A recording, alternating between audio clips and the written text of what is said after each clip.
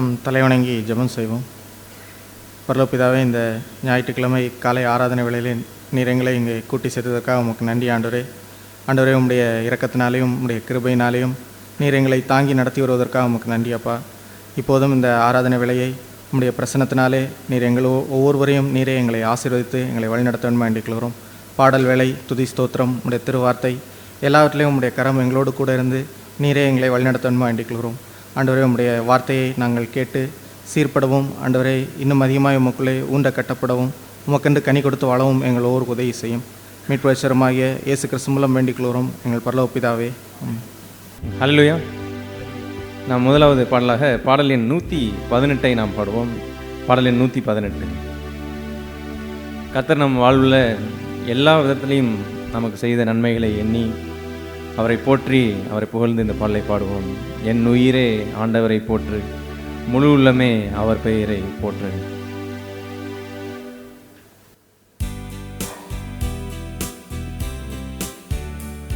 என்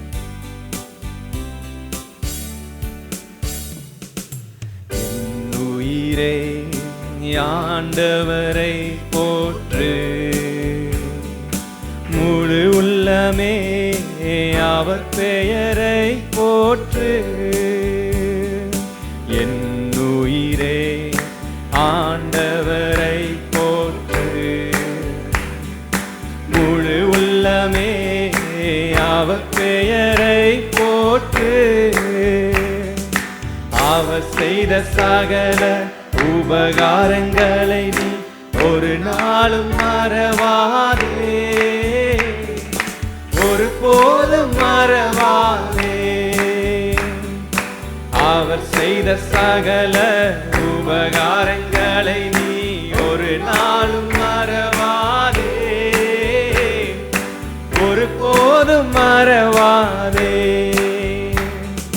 குற்றங்களை எல்லாம் மன்னிக்கின்றார், நோய்களை குணமாக்கி நடத்துகிறார்.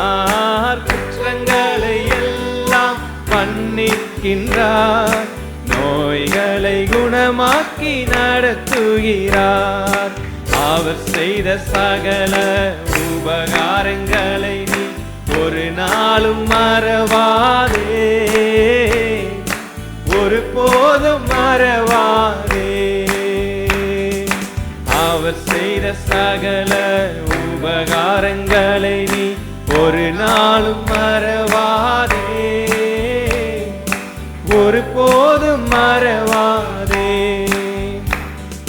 படுகுழியினின்று விடுவிக்கின்றார், இரக்கத்தை முடியாக சூட்டுகின்றார். படுகுழியினின்று விடுவிக்கின்றார், இரக்கத்தை முடியாக சூட்டுகிறார். அவர் செய்த சகல உபகாரங்களை நீ ஒரு நாளும் மறவாதே, ஒரு போதும் மறவாதே. வாழ்நாளெல்லாம் வாழ்நாளெல்லாம் நன்மைகளால் நிறைவாக்கி நம்மை நடத்தி செல்வார். வாழ்நாளெல்லாம் நன்மைகளால் நிறைவாக்கி நம்மை நடத்தி செல்வார். அவர் செய்த சகல உபகாரங்களை நீ ஒரு நாளும் மறவாதே, ஒரு போதும் மறவாதே. கழுகு போல் இளமையை புதுப்பிக்கிறார், காலமெல்லாம் நம்மை சுமக்கின்றார். கழுகு போல் இளமை புதுப்பிக்கின்றார், காலமெல்லாம் நம்மை சுமக்கின்றார். அவர் செய்த சகல உபகாரங்களை நீ ஒரு நாளும் மறவாதே, ஒரு போதும் மறவாதே. மோசேக்கு வழிகள் வெளிப்படுத்தினார், அதிசய செயல்கள் காணச் செய்தார். மோசேக்கு வழிகள் வெளிப்படுத்தினார், அதிசய செயல்கள் காணச் செய்தார். அவர் செய்த சகல உபகாரங்களை நீ ஒரு நாளும் மறவாதே, ஒரு போதும் மறவாதே. இரக்கமும் உருக்கமும் நீடிய சாந்தமும் மிகுந்த கிருபையும் உள்ளவரே. இரக்கமும் உருக்கமும் நீடிய சாந்தமும் மிகுந்த கிருபையும் உள்ளவரே. அவர் செய்த சகல உபகாரங்களை நீ ஒரு நாளும் மறவாதே, ஒரு போதும் மறவாதே. என் உயிரே ஆண்டவரை போற்று, முழு உள்ளமே அவர் பெயரை போற்று. என் உயிரே ஆண்டவரை போற்று, முழு உள்ளமே அவர் பெயரை போற்று. அவர் செய்த சகல உபகாரங்களை நீ ஒரு நாளும் மறவாதே, ஒரு போதும் மறவாதே. அவர் செய்த சகல உபகாரங்களை நீ ஒரு நாளும் மறவாதே, ஒரு போதும் மறவாதே. ஹல்லேலூயா. நாம் அடுத்ததாக பாடல் எண் 194 நாம் பாடுவோம். பாடல் எண் 194. கர்த்தருக்கு பயப்பட்டு நடக்கிறவனுக்கு உரிய பாக்கியம்தான் சங்கீதம் 128 எழுதப்பட்டிருக்கு. அப்படிப்பட்ட பாக்கியத்தை உணர்ந்தவர்களாய் இந்த பாடல் வரிகளை உணர்ந்து அவருக்கு நன்றி உள்ளத்தோடு இந்த பாடலை பாடுவோம். கர்த்தர் வீட்டை கட்டாராகில் அதை கட்டும் உந்தன் பாடுவீர்கள்.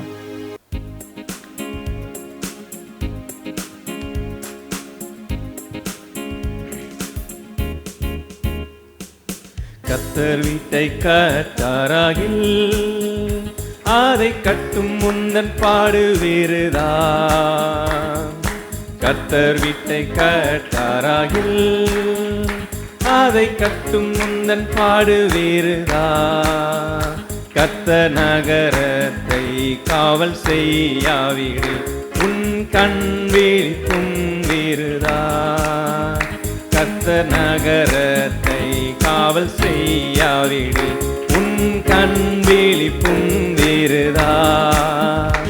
ஆதலாலின் உள்ளமே சதா அவர் சமூகம் நீதம் நேசரையை துதித்திடட்டும். கர்த்தருக்கு பயந்து அவர் வழி நடந்தால் நீ பாக்கியம் கண்டடைவாய். கர்த்தருக்கு பயந்து அவர் வழி நடந்தால் நீ பாக்கியம் கண்டடைவாய். உன் வழிகளில் எல்லாம் உன்னை தூதர்கள் காத்திடுவார். உன் பாதம் கல்லில் இடராதபடி தங்கள் கரங்களில் ஏந்திடுவார். உன் பாதம் கல்லில் இடராதபடி தங்கள் கரங்களில் ஏந்திடுவார். ஆதலால் என் உள்ளமே நீதம் நேசரையை துதித்திடட்டும். கர்த்தருக்கு பயந்து அவர் வழி நடந்தால் நீ பாக்கியம் கண்டடைவார். கர்த்தருக்கு பயந்து அவர் வழி நடந்தால் நீ பாக்கியம் கண்டடைவார். இரவின் பயங்கரத்துக்கும் பகலில் பறக்கும் அம்புக்கும் இருளில் நடமாடும் கொள்ளை நோய்க்கும் நீ பயப்படவே மாட்டாய். இருளில் நடமாடும் கொள்ளை நோய்க்கும் நீ பயப்படவே மாட்டாய். ஆதலால் என் உள்ளமே சதா அவர் சமூகம் நீதம் நேசரையை துதித்திடட்டும். கர்த்தருக்கு பயந்து அவர் வழி நடந்தால் நீ பாக்கியம் கண்டடைவாய். கர்த்தருக்கு பயந்து அவர் வழி நடந்தால் நீ பாக்கியம் கண்டடைவாய். சிங்கத்தின் மேலும் நடந்து வலு சர்ப்பத்தையும் மிதிப்பாய். அவர் நாமத்தை நீ முற்றும் நம்பினதால் உன்னை விடுவித்து காத்திடுவார். அவர் நாமத்தை நீ முற்றும் நம்பினதால் உன்னை விடுவித்து காத்திடுவார். ஆதலால் என் உள்ளமே சதா அவர் சமூகம் நீதம் நேசரையை துதித்திடட்டும்.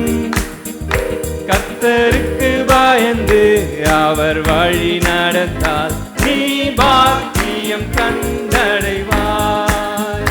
கர்த்தருக்கு பயந்து அவர் வழி நடந்தால் நீ பாக்கியம் கண்டடைவாய். ஆபத்திலும் அவரை நான் நோக்கி கூப்பிடும் வேளையிலும் என்னை தப்புவித்தே முற்றும் ரட்சிப்பாரே. என் ஆத்துமனே சரவர் என்னை தப்புவித்தே முற்றும் ரட்சிப்பாரே. என் ஆத்துமனே சரவர். ஆதலால் என் உள்ளமே சதா அவர் சமூகம் நீதம் நேசரையை துதித்திடட்டும். கர்த்தருக்கு பயந்து அவர் வழி நடந்தால் நீ பாக்கியம் கண்டடைவாய். கர்த்தருக்கு நீ பாக்கியம் கண்டடைவாய். கர்த்தருக்கு பயப்பட்டவன் இவ்வித ஆசீர்வாதம் பெறுவான். கர்த்தர் சீயோனில் இருந்து உன்னை கடைசி மட்டும் ஆசீர்வதிப்பார். கர்த்தர் சீயோனில் இருந்து உன்னை கடைசி மட்டும் ஆசீர்வதிப்பார். ஆதலால் என் உள்ளமே சதா அவர் சமூகம் நீதம் நேசரையை துதித்திடட்டும். கர்த்தருக்கு பயந்து அவள் வழி நடந்தால் நீ பாக்கியம் கண்டடைவாய். கர்த்தருக்கு பயந்து அவர் வழி நடந்தால் நீ பாக்கியம் கண்டடைவாய். அல்லேலூயா. நாம் கடைசியாக பாடல் எண் 806 நாம் பாடுவோம். பாடல் எண் 806. என்று ஆண்டவர் நம் வாழ்க்கையில் சொந்தமானாரோ அன்றிலிருந்து நம் வாழ்வில் ஒரு நோக்கம் உண்டு என்பதை நாம் உணர்ந்து அந்த நோக்கத்தில் நடப்போம். கர்த்தர் இல்லாத ஒரு வாழ்க்கை, ஒரு அர்த்தமே இல்லாத ஒரு வாழ்க்கை என்ற ஒரு உணர்வுடன் இந்த பாடலை பாடுவோம். நீர் இல்லாத நாளெல்லாம் நாளாகுமா, நீ இல்லாத வாழ்வெல்லாம் வாழ்வாகுமா.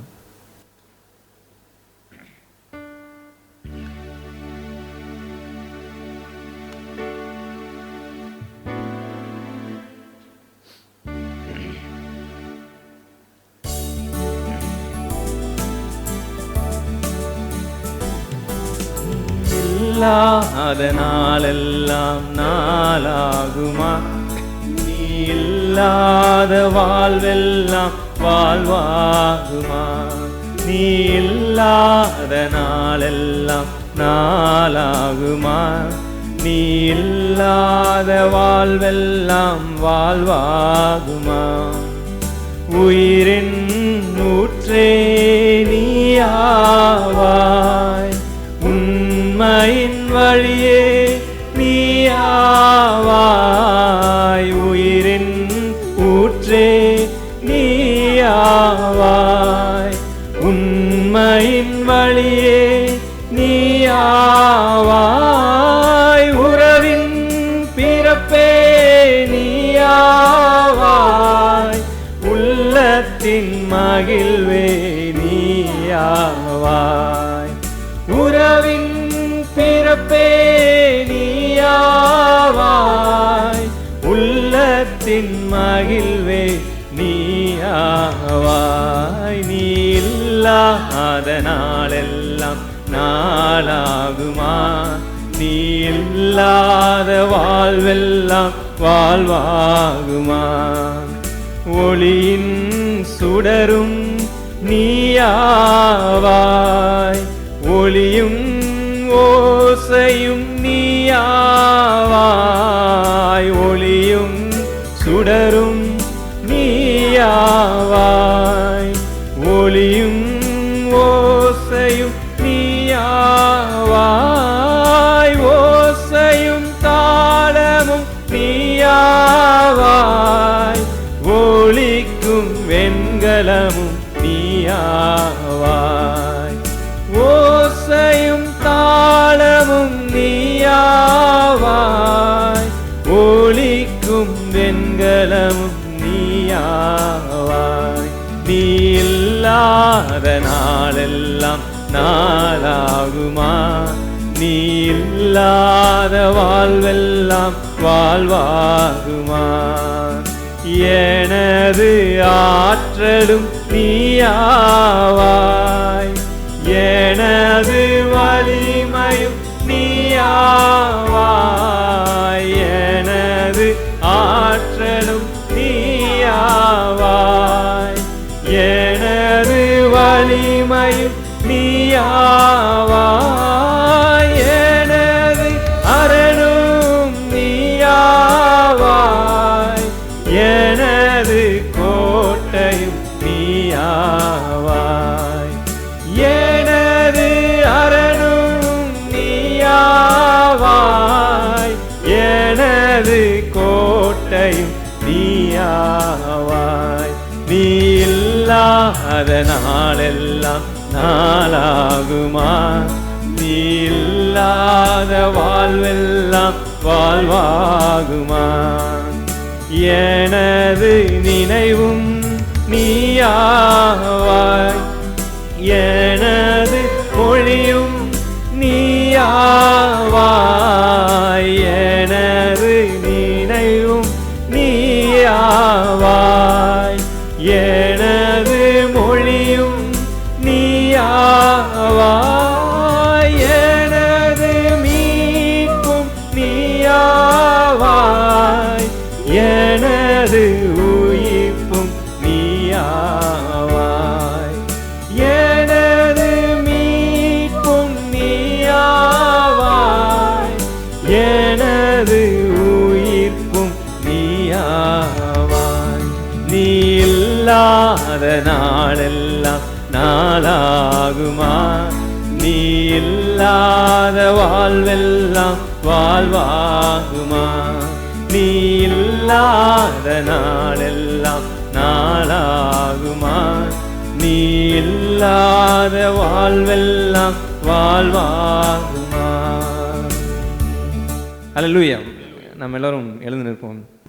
வழி தப்பி திரிந்த நம்மையும் தேடி வந்த நல்ல ஆண்டவர், நம்ம ஆத்துமாவை ரட்சித்து எவ்வளவு நன்மைகளை நம்ம வாழ்க்கையில் இந்த நாள் வரைக்கும் நமக்கு செய்து வருகிற நல்ல தகப்பன், பூமிக்குரிய தேவைகளையும் சந்திக்கிற நல்ல தகப்பன், ஒருபோதும் நம்மை கைவிடாத நல்ல தகப்பன், அவரே நம் வாழ்வில் எல்லாவுமா இருந்து நமக்கு செயல்படுகிற நல்ல தகப்பன், அவரே நமக்கு எல்லாமாகவும் நம் மொழியாகவும் நம் எந்த காரியத்தில் எங்கே எடுத்தாலும் என்னுடைய ஆண்டவர் என்று சொல்லக்கூடிய ஒரு அவரே நம் மொழியாக மாறின ஒரு பாக்கியத்தை தான் அந்த பூமியில் நமக்கு தந்திருக்கிறார். இப்படிப்பட்ட பாக்கியத்தை தந்து நம் ஆத்மாவை ரட்சித்து இந்த பூமியில் ராஜரீக ஒரு வாழ்க்கையை வாழும்படியாக நடத்தி வருகிற நம்முடைய ஆண்டவரை, சபையாய் எல்லோருமே அவர் நம் இந்த நாள் வரைக்கும் செய்து வந்த நன்மைகளை நம் மீது அவர் காட்டின இரக்கத்தையும் கிருபையையும் உணர்ந்தவர்களாய் புரிந்தவர்களாய் எல்லாரும் இருபத்தி நாளத்திலிருந்து ஆண்டு துதிகளை சத்தத்தை உயர்த்தி முடிந்தவர்கள் கரங்களை உயர்த்தி ஆண்டவருக்கு எல்லோரும் ஏறெடுப்போம். Thank you lord Jesus, praise you father. அப்பா, எங்கள் வாழ்க்கையில் நீர் செய்த நன்மைகள் ஏராளம் ஆண்டவரே. அந்த நன்மைகளில் ஒரு நன்மைக்கு கூட நான் பாத்திரவான் அல்ல, ஆனால் நீர் செய்தீர். நீர் நல்லவர் என்ற அந்த பண்பு எங்கள் வாழ்க்கையில் ஒரு நாளுமே மாறாதது ஆண்டவரே. நீர் நல்லவர், அதனால் எங்கள் வாழ்க்கையில் எப்பொழுதுமே நன்மை செய்கிறவா இருந்தீங்க. அந்த நீங்கள் எங்கள் வாழ்க்கையில் காண்பித்த எங்கள் வாழ்க்கையில் நீங்கள் சிச்சித்த ஒவ்வொரு காரியத்துக்கு பின்பாகவும் உங்களுடைய அன்பு தான் இருந்ததே. அதற்காக நன்றி நன்றி துதிக்கிறோம், சோதரிக்கிறோம் ஆண்டவரே. எங்கள் ஆத்மா அழிந்து போவதை நீ விரும்பாத தகப்பன் நீர். எங்கள் ஆத்ம நலனுக்கு ஏதுவான பாதையிலேயே, எங்கள் ஆத்ம நலனுக்கு ஏதுவான அற்புதமான ஒரு எல்லையிலே எங்களை வச்சிருக்கிறீங்களே, அதற்காக நன்றி நன்றி. துதிக்கிறோம், ஸ்தோத்திரிக்கிறோம் ஆண்டவரே. எங்கள் வாழ்க்கையில் நீர் உண்மை உள்ளவராக, எப்பொழுதும் மாறாதவராக எங்கள் வாழ்க்கையில் இருக்கிறீங்களே. உங்களுடைய அன்பும் கிருபையும் மாறாததாக இருக்கிறதே, அதற்காக நன்றி. காலைதோறும் புதிய கிருபையை தந்து ஆதரிக்கிறீரே, அதற்காக நன்றி ஆண்டவரே. எத்தகைய பாவமாக இருந்தாலும், எத்தகைய பழக்கமாக இருந்தாலும் அதிலிருந்து மீட்டெடுக்கிற வல்லவராக இருக்கிறீரே, அதற்காக நன்றி நன்றி. துதிக்கிறோம், ஸ்தோத்திரிக்கிறோம் ஆண்டவரே. இந்த நாள் வரைக்கும் எங்கள் வாழ்க்கையில நீர் நாட்டின ஜெயக்கொடிகளுக்காக நன்றி. துதிக்கிறோம், ஸ்தோத்திரிக்கிறோம் ஆண்டவரே. எங்கள் குடும்ப வாழ்க்கையில நீர் செய்து வருகிற மகத்தான நன்மையான கிரியைகளுக்காக நன்றி. எங்கள் சபையில செய்கிற கிரியைகளுக்காக நன்றி. எங்கள் வாலிபர்கள் மத்தியில் செய்கிற கிரியைகளுக்காக நன்றி. அப்பா, நீர் ஒவ்வொரு வாழ்க்கையிலுமே நீங்க இடைப்பட்டு கொண்டே இருக்கிறீங்களே, அதற்காக நன்றி. துதிக்கிறோம், ஸ்தோத்திரிக்கிறோம் ஆண்டவரே. எங்களை அழைத்த தேவன் நீர், முடிவு பரிந்தம் எங்களை வழி நடத்துவீங்க. அப்பா, நாங்கள் கூடார வாசிகள் தான் அந்த பூமியில, பரலோகத்தில் எங்களை கொண்டு வந்து சேர்ப்பீங்களே, அதற்காக நன்றி. உம்மை பார்க்கும்படியாக செய்வீரே, நன்றி. உம்மை போல முற்றிலுமாய் நாங்கள் மாறுவோமே, அதற்காக நன்றி நன்றி. துதிக்கிறோம், ஸ்தோத்திரிக்கிறோம் ஆண்டவரே. இந்த சுவிசேஷ வாழ்க்கையை எங்களுக்கு தந்து, இந்த சுவிசேஷத்தை எங்களுக்கு தந்து, இப்படிப்பட்ட ஒரு பாக்கியமான ஒரு வாழ்க்கையை இந்த பூமியில வாழ செய்திருக்கிறே, அதற்காக நன்றி. Thank you Lord Jesus. Praise you Father for all your goodness in our life, Lord. Thank you Jesus. Praise you. பாதம் பணிந்தேன் என்னாலும் துதியே, உம்மை அன்றி யாரை பாடுவேன். இயேசையா, உந்தன் அன்பு உள்ளம் பொங்குதே. இயேசையா, உந்தன் அன்பு உள்ளம் பொங்குதே. நெருக்கத்திலே உம்மை அழைத்தேன், நெருங்கி உதவி எனக்களித்தீர். நெருக்கத்திலே உம்மை அழைத்தேன், நெருங்கி உதவி எனக்களித்தீர். திசை கெட்டெங்கும் அழைந்திடாமல் தீவிரம் வந்தென்னை ஆதரித்தீர். திசை கெட்டெங்கும் அழைந்திடாமல் தீவிரம் வந்தென்னை ஆதரித்தீர். உம் பாதம் பணிந்தேன் என்னாலும் துதியே, உம்மை அன்றி யாரை பாடுவேன்.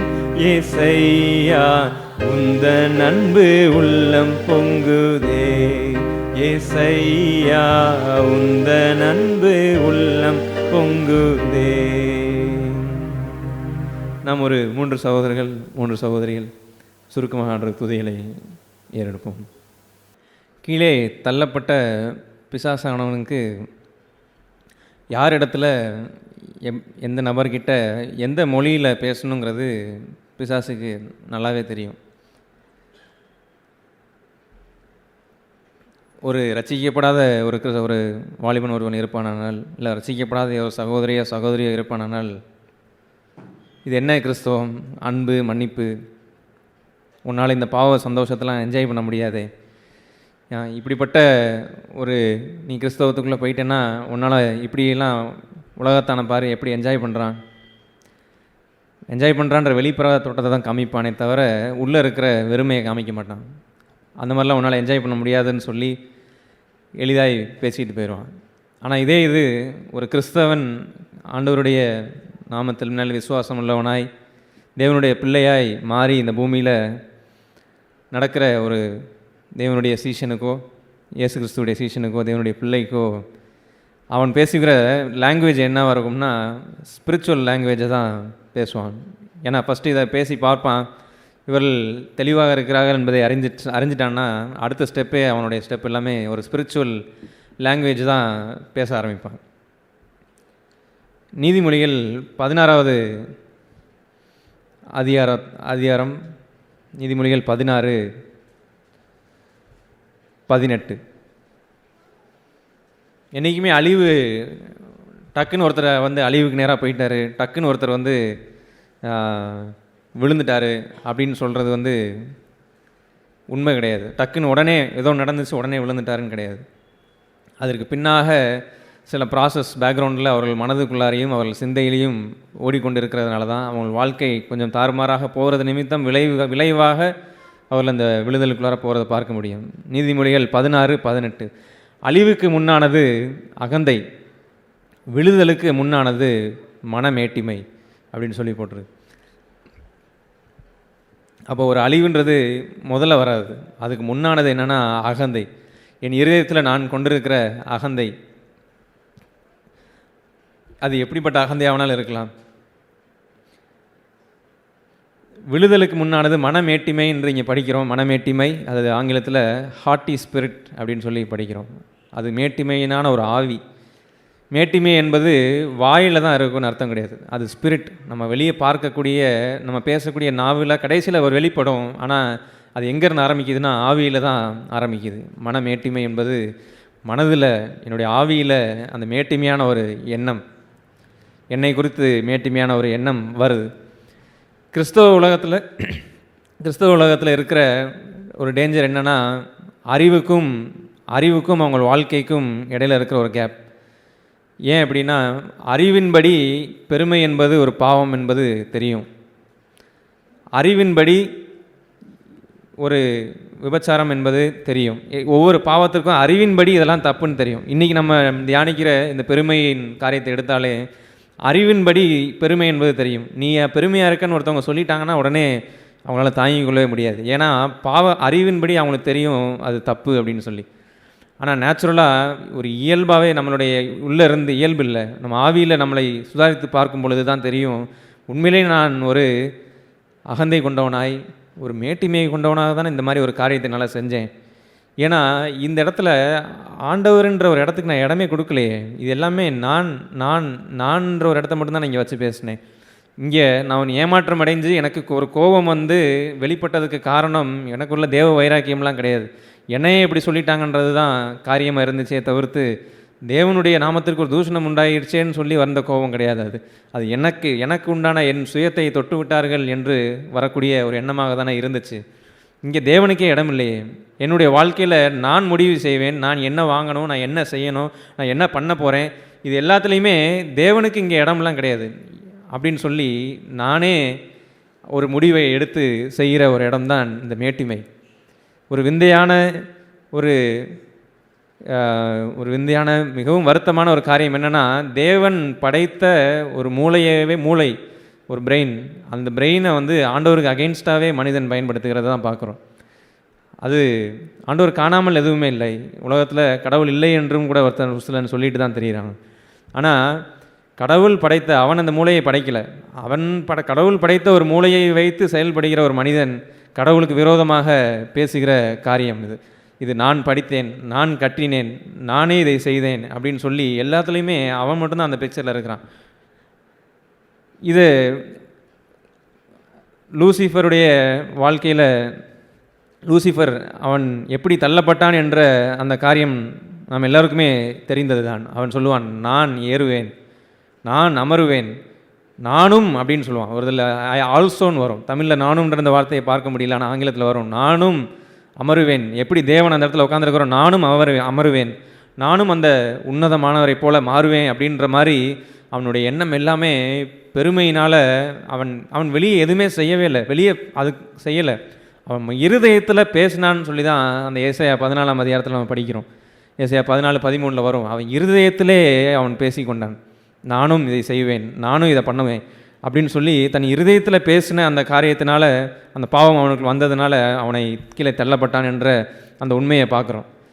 இப்போ தள்ளப்பட்ட அவனும் இந்த சர்ப்பத்தின் மூலமாக அங்கே ஏவாள் இடத்துல பேசும்போதும் அவன் சொல்கிறது அதுதான். அவன் ஃபஸ்ட்டு பேசி பார்க்குறான், உனக்கு எல்லா பழத்தையும் சாப்பிடக்கூடாதுன்னு சொல்லிட்டாரா அப்படின்றது போல் பேசி பார்க்குறான்.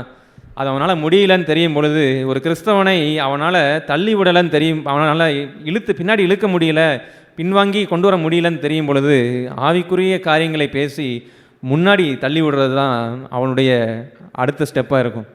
அதனால தான் அவன் சொன்னான், நீங்கள் இந்த பழத்தை சாப்பிட்டீங்கன்னா தேவனை போலவே மாறிடுவீங்க அப்படின்னு சொல்லி ஒரு ஒரு ஒரு அதிருப்தியையும் தனக்குள்ளார தேவனை போல என்னால் மாற முடியுமா அப்படின்ற ஒரு எண்ணத்தையும் விதைக்கிற விதையை தான் அங்கே நம்ம பார்க்குறோம். ஆனால் அப்படிப்பட்ட ஒரு வாழ்க்கையை வாழ்வதற்கு நம்ம ஆண்டவர் அழைத்திருக்கிறாரா? தேவன் மிகவும் நல்லவர். அவ்வளவு மரங்கள் இருந்த இடத்துலையும் எல்லா மரமே உனக்குன்னு தான் சொன்னார். அந்த ஒரு மரத்தை மட்டும் சாப்பிடாதான்னு சொன்னாரே தவிர்த்து, மரத்தில் இருக்க பழத்தை சாப்பிடாதேன்னு சொல்லாதே தவிர்த்து எல்லாத்தையுமே அனுபவின்னு தான் சொன்னார். அப்படிப்பட்ட நல்ல ஆண்டவர் மேலே ஒரு அதிருப்தியை உண்டு பண்ணி, மன மேட்டிமையை உண்டு பண்ணி, இனி அவருக்காக எதுக்கு காத்திருக்கிற ஒரு பங்கெல்லாம் வந்து ஒரு வேஸ்ட்டுன்றது போல் மாற்றிடுவான். அவருக்காக நீ எவ்வளோ நாள் காத்துக்கிட்டே இருப்ப? ஈவன் ஒரு வேற ஒரு பட்டணத்தில் போய் நான் அவன் தொழில் செய்யணும்னா கூட, வேதத்தில் சத்தியத்தை படிக்கிறோம், தொழில் செய்யலான்னு முடிவு எடுக்கணும்னா கூட, நாளைக்கு நான் உயிரோடு இருந்தேன்னா கர்த்தருக்கு சித்தமாக இருந்தால் இந்த காரியத்தை நான் செய்யட்டும் அப்படின்ற ஒரு மனப்பான்மையில் தான் இருக்கணுமே தவிர்த்து, நான் யோசிச்சுட்டேன் நான் அதை செயல்படுத்திடுவேன், நான் இதை சிந்திச்சிட்டேன் நான் முடிவு பண்ணிட்டேன்னா என்னுடைய முடிவை நானே மாற்ற மாட்டேன் அப்படின்னு சொல்லக்கூடிய மனமேட்டிமையின் ஒரு சிந்தையை, மனமேட்டிமையின் ஒரு ஆவியை தான் மனதில் அவன் புகுத்துகிறதுக்கு விரைவாக இருக்கிறான். அதை மனுஷியமாக இருக்கிற யாருமே உடனே அக்செப்ட் பண்ணிடுவாங்க. மனுஷியமாக ஏற்றுக்கொள்கிற, ஆமாம் என்னால் எப்படி இதுக்கு மேலே காத்துட்டு இருக்க முடியும், என்னால் எப்படி இதுக்கு மேலே நான் எப்படி இதில் நான் தான் இங்கே பிக்சர்லேயே இருக்கணும், நான் எனக்குரிய எது விருப்பமோ அதை தான் நான் செய்வேன், பிறருக்குரிய காரியங்கள்லாம் ரெண்டாவது தான்.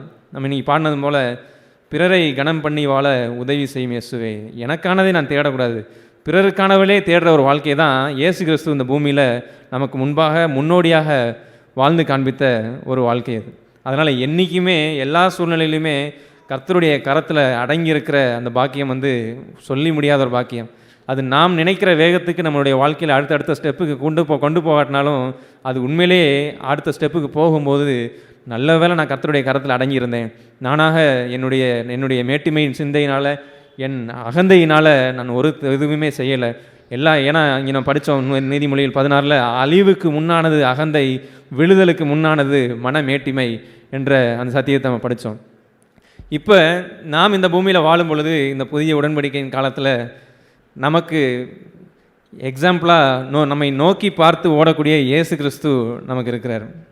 அப்போ இப்படி இருக்கிறது தான் எனக்கு இயல்பாக வருதே ஆண்டவரே, அப்போ நான் எப்படி நான் வாழணும் அப்படின்னு கேட்கும் பொழுது, உண்மையிலே ஜீசஸ் கிரைஸ்ட் அவரை நோக்கி பார்க்கும் பொழுது தான் நான் என் வாழ்க்கையில் இந்த சத்தியம் என்னோட வாழ்க்கையில் இடைப்படும் பொழுது, இயேசு கிறிஸ்துவை நோக்கி பார்த்த பொழுது உண்மையிலே எனக்கு வெட்கமடைய செய்ததாகவும் சேலஞ்ச் பண்ணக்கூடியதாகவும், இந்த வாழ்க்கை நான் வாழணும் அப்படின்ற ஒரு ஆசையை எனக்குள்ளார உண்டு பண்ணவும் செஞ்சிச்சு. அதை வாழ முடியும் என்ற ஒரு விசுவாசத்தையும் எனக்கு கொடுத்தது. அதுதான் நம்ம பிலிப்பியர் 2ஆம் அதிகாரத்தில் படிக்கிறோம். பிலிப்பியர் 2ஆம் அதிகாரம்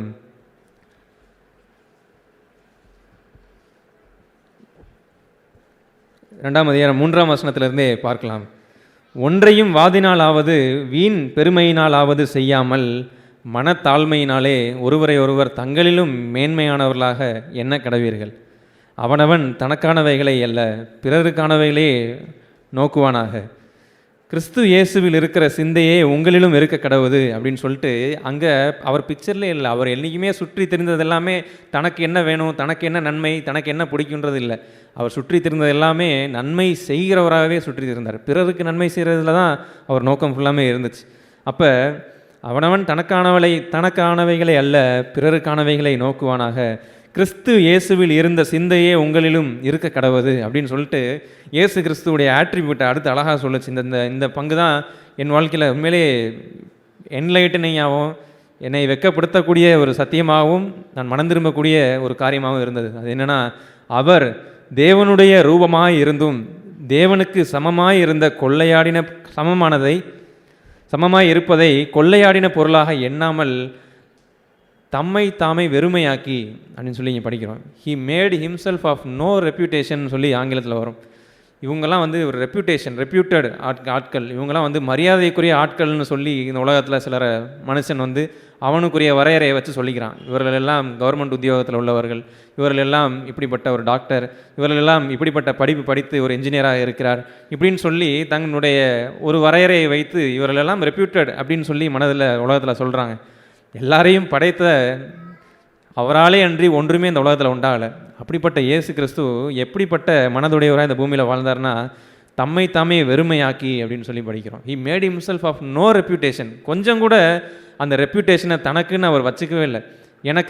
நான் கடவுள் என்ற ஒரு ரெப்யூட்டேஷனை இந்த பூமியில் அவர் வாழ்ந்தபோது கொஞ்சம் கூட அதை எடுத்து அங்கே வைக்கவே இல்லை. அவர் எல்லாத்தையுமே வெறுமையாக்கினார். தன்னையவே வெறுமையாக்கி, என்னுடைய மகனுக்கு ஸ்டீஃபனுக்கு உங்களுடைய பெயரை போட்டுக்கொள்ளுங்க, இவருக்கு இந்த நபருக்கு நான் ஒரு எடுத்துக்காட்டாக இருக்கணும்னா என்னுடைய ரெப்யூட்டேஷன் எதுவுமே வேண்டாம், எனக்கு எல்லா ரெப்யூட்டேஷனையும் நான் என்னை வெறுமையாக்குறேன் அப்படின்னு சொல்லி, எனக்காக ஒரு எக்ஸாம்பிளாக வாழணும்னா என்னையை போலவே அவர் இந்த பூமியில் வாழ்ந்தால் தான் முடியும். அப்போ தான் எனக்கு நம்பிக்கை உண்டு. அதனால தான் நமக்கு எல்லாருக்குமே நம்பிக்கை உண்டு. ஏன்னா நம்மை போலவே மாம்சத்தில் வெளிப்பட்ட இயேசு கிறிஸ்து அவர். அப்படிப்பட்ட ஆண்டவர் வாழ்ந்த வாழ்க்கை தான் தன்னையே வெறுமையாக்கி அடிமையின் ரூபம் எடுத்து, வேலைக்காரன் கூட சொல்லலை, வேலைக்காரன் கூட அதுக்குரிய சம்பளத்தை வாங்கிட்டு போயிடுவான். ஆனால் அடிமையின் ரூபம் எடுத்து அந்த ரூபத்தில் வந்து மனுஷர் சாயலானார். அவர் மனுஷ ரூபமாய் காணப்பட்டு மரண பரியந்தம், அதாவது சிலுவையின் மரண பரியந்தமும் கீழ்ப்படிந்தவராகி தம்மை தாமே தாழ்த்தினார். அப்போ அந்த 9ஆம் வசனத்தில் படிக்கிற மரண பரியந்தம்ன்றது என்னென்னா ஃபிசிக்கல் டெத்து கிடையாது. நம்ம வந்து கடைசியில் வாழ்க்கை முடிய போகிற அந்த தருணத்தை பேசலை. ஏன்னா அதுக்கு அடுத்து 2வது வர்றது தான் அந்த மரணத்தை சொல்லுது. அப்போ இங்கே என்ன சொல்லுதுன்னா, அவர் மனுஷரூபமாய் காணப்பட்டு மரண பரியந்தம், இதில் தமிழில் வந்து அதாவது சிலுவையின் மரண பரியந்தம் அப்படின்னு சொல்லியிருக்கு. ஆங்கிலத்தில் even to the death of கிராஸ்ன்னு இருக்கும். அப்படின்னா என்னென்னா, ஃபஸ்ட்டு மரண பரியந்தம்னா தான் சுயத்தின் வெளிப்பாட்டை ஒன்றுலையுமே கூட தன் சுயத்தின் வெளிப்பாட்டை அவர் வெளியே அனுமதிக்கவே இல்லை. எல்லாத்தையுமே மரணத்தில் ஊற்றினார். அவர் எல்லா காரியங்கள்லேயும் தன் சுயத்திற்கு இடம் கொடுக்கவே இல்லை. அவர் தன்னையவே தாழ்த்தினார். என்னை என்ன அவரை என்ன பேசினாலும் சத்தியத்தை பேசினார். எந்த இடத்துல ஒரு நிலைப்பாடு எடுக்கணுமோ நிலைப்பாடு எடுத்தார். அதிலிருந்து அவர் பின்வாங்கலை. ஞானமுள்ள ஆண்டவராக தான் அந்த பூமியில் நமக்கு வாழ்ந்தார். அதே சமயத்தில் தன்னை வெறுமையாக்கி மரணத்துக்கு ஊற்றினவராக தான் அந்த பூமியில் அவர் வாழ்ந்தார். அவர் நினச்சிருந்தா அந்த எலியாவை கூப்பிட்றாரு போல், அவரை யாராவது காப்பாற்றுறாங்களான்னு பார்ப்போம், சிலுவையிலேருந்து நினச்சிருந்தா அவர் இறங்கி வந்திருக்கலாம். ஏன் அவரை பிடிக்க வரும்பொழுது சொன்ன மாதிரி லேகியோன் தூதர்களை இறக்கியிருக்கலாம். ஆனால் அவர் எதையுமே செய்யலை. எல்லா இடத்துலையுமே அப்படி செஞ்சுருந்தார்னா அவர் எனக்கு உதாரணமாக இருந்திருக்கவே முடியாது. அப்போ அவர்கிட்ட அந்த வல்லமை, அவர் தெய்வத்துவத்திற்கு சமமாக இருந்தார். அதனால் தெய்வத்திற்குரிய காரியத்தை அவர் செஞ்சார். லேகியோன் தூதர்களை இறக்கிட்டார். அப்படி வாழ்ந்த வரனால நான் எப்படி அவர் எக்ஸாம்பிளாக பின்பற்ற முடியும்னு என்னால் சொல்லியிருக்க முடியும். ஆனால் அவர் ஒரு இடத்துல கூட தன் சிலுவையின் மரண பரியந்தம் வரைக்கும் தன்னை வெறுமையாக்கினவராக தான் இருந்தார். தன்னை தாழ்த்தினவராக தான் இருந்தார். ஒரு இடத்துல கூட நான் என்ற ஒரு கர்வத்துக்குள்ளார அவர் வாழவே கிடையாது. எல்லாமே பிதான்னு தான் சொல்லிகிட்டே இருந்தார். கடைசி வரைக்கும் மை ஃபாதர்னு சொல்லி எப்பொழுதுமே தேவனோடு அந்த உறவின் அடிப்படையில் தான் அந்த வாழ்க்கையவே ஒவ்வொரு நாளும் நடத்தினார். அதை முடித்து அந்த 9ஆவது வசனத்தில் அப்புறம் பார்க்குறோம், ஆதலால் தேவன் இயேசு கிறிஸ்து அவருடைய பங்கெல்லாம் செஞ்சுட்டார். அவர் ஃபுல்லாமே வெறுமையாக்கி தாழ்த்தி அடிமையின் ரூபம் எடுத்து எனக்காக இந்த பூமியில் ஒரு எக்ஸாம்பிளை செட் பண்ணிட்டார். ஆனால் அதுக்கப்புறம் பிதா செய்கிற ஒரு காரியம் ஒன்று, ஆதலால் தேவன் எல்லாவற்றிற்கும் மேலாக அவரை உயர்த்தின்னு சொல்லி இயேசு கிறிஸ்துவுக்கே உறுத்தான சில காரியங்களை அடுத்து வரக்கூடிய வசனங்களில் நம்ம தியானிக்க முடியும். அப்போ நாம் கர்த்தருடைய கரத்தில் அடங்கி இருக்கும் பொழுது கர்த்தர் உயர்த்துனா அது கர்த்தர் உயர்த்தட்டும். நான் உயர்வேன்னு சொல்லக்கூடிய ஒரு இடம் என் வாழ்க்கையில் வேண்டாம். நான் இதை செய்வேன், எனக்கு பிடிச்சிருக்கு, நான் செய்கிறேன் அப்படின்னு சொல்லக்கூடிய நான் இதை முடிவு செஞ்சுட்டேன், நான் இதை செய்வேன், என்னுடைய இதில் கர்த்தர்கிட்ட நான் கேட்டேன்னா அவர் ஒருவேளை வேண்டான்னு சொல்லிட்டாருன்னா, இந்த காரியத்தை நான் ஆண்டவர்கிட்ட கொண்டு போனேன்னா அவர் இந்த காரியத்தை செய்யாதான்னு சொல்லிட்டாருன்னா, அப்போ நான் செய்யணும்னு நினச்சதை செஞ்சுருவேன், நான் வாங்கணும்னு நினச்சதை வாங்கிடுவேன், நான் கடன் வாங்கணும்னு முடிவு பண்ணிட்டேன் வாங்கிடுவேன், நான் இதெல்லாம் என்னெல்லாம் செய்யணும்னு நினச்சிருக்கிறேன்னு எல்லாத்தையுமே செஞ்சுருவேன். செஞ்சுட்டு அப்புறம் அங்கே எங்கே ஆண்டவருக்கு இடம் இருக்குது? ஆனால் இது நான் ஆண்டவரை முதன்மைப்படுத்தி வாழுகிறேன். நான் கர்த்தரே என் வாழ்க்கையில் ஆண்டவராக வைத்து வாழ முடியும். அப்படி நான் கர்த்தருடைய கரத்திலே அடங்கி இருக்க முடியும். அப்படி அடங்கி இருக்கும் பொழுது கர்த்தர் ஒரு நாள் உயர்த்துகிற ஒரு பங்கு வந்துச்சுன்னா அதில் தான் மேன்மையே இருக்குது. அதை தான் யாக்கோபில் அந்த சத்தியத்தை அவர் சொல்லுவார். யாக்கோபு 4ஆம் அதிகாரத்தில் 10வது வசனத்தில் அவர் சொல்கிறார், கர்த்தருக்கு முன்பாக தாழ்மைப்படுங்கள். இயேசு கிறிஸ்து தன்னை வெறுமையாக்கின்றது ஹிம்செல்ஃப். வெறுமையாக்கினா அவரே வெறுமையாக்கினார், விட்டுட்டார். எதுவுமே எனக்குன்னு ஒரு வேண்டாம், எனக்குன்னு ஒரு மேட்டுமே வேண்டாம். நான் இயேசு கிறிஸ்து, நான் ஆதியிலேயே தேவனோடு இருந்தவன், என் மூலமாக தான் எல்லாமே படைக்கப்பட்டுச்சு அப்படின்ற ஒரு எண்ணத்தையுமே இங்கே வெளிப்படுத்தவே இல்லை ஆண்டவர். அவர் தன்னையே வெறுமையாக்கினார். அவர் அந்த தேவனுக்கு சமமானதை கொள்ளையாடின பொருளாக எண்ணவே இல்லை. அப்படிப்பட்ட ஆண்டவரே எனக்கு முன்பாக இப்படி ஒரு சாட்சியாக வாழ்ந்திருக்கும் பொழுது என்னுடைய சாட்சி இந்த வசனம் போல தான் இருக்கணும். கர்த்தருக்கு முன்பாக தாழ்மைப்படுங்கள், அப்பொழுது அவர் உங்களை உயர்த்துவார். கர்த்தருக்கு முன்பாக தாழ்மைப்படுங்கள். இது ஏன் பங்கு? 2வது பங்கு அது கர்த்தர் பங்கு. அந்த பங்குக்குள்ளார நான் போகணுன்னு அவசியம் கிடையாது. அது கர்த்தரே செய்வார். அவரே ஒரு நாள் செஞ்சார்னா சந்தோஷம். அவர் எப்படி நடத்துகிறாரோ சந்தோஷம்.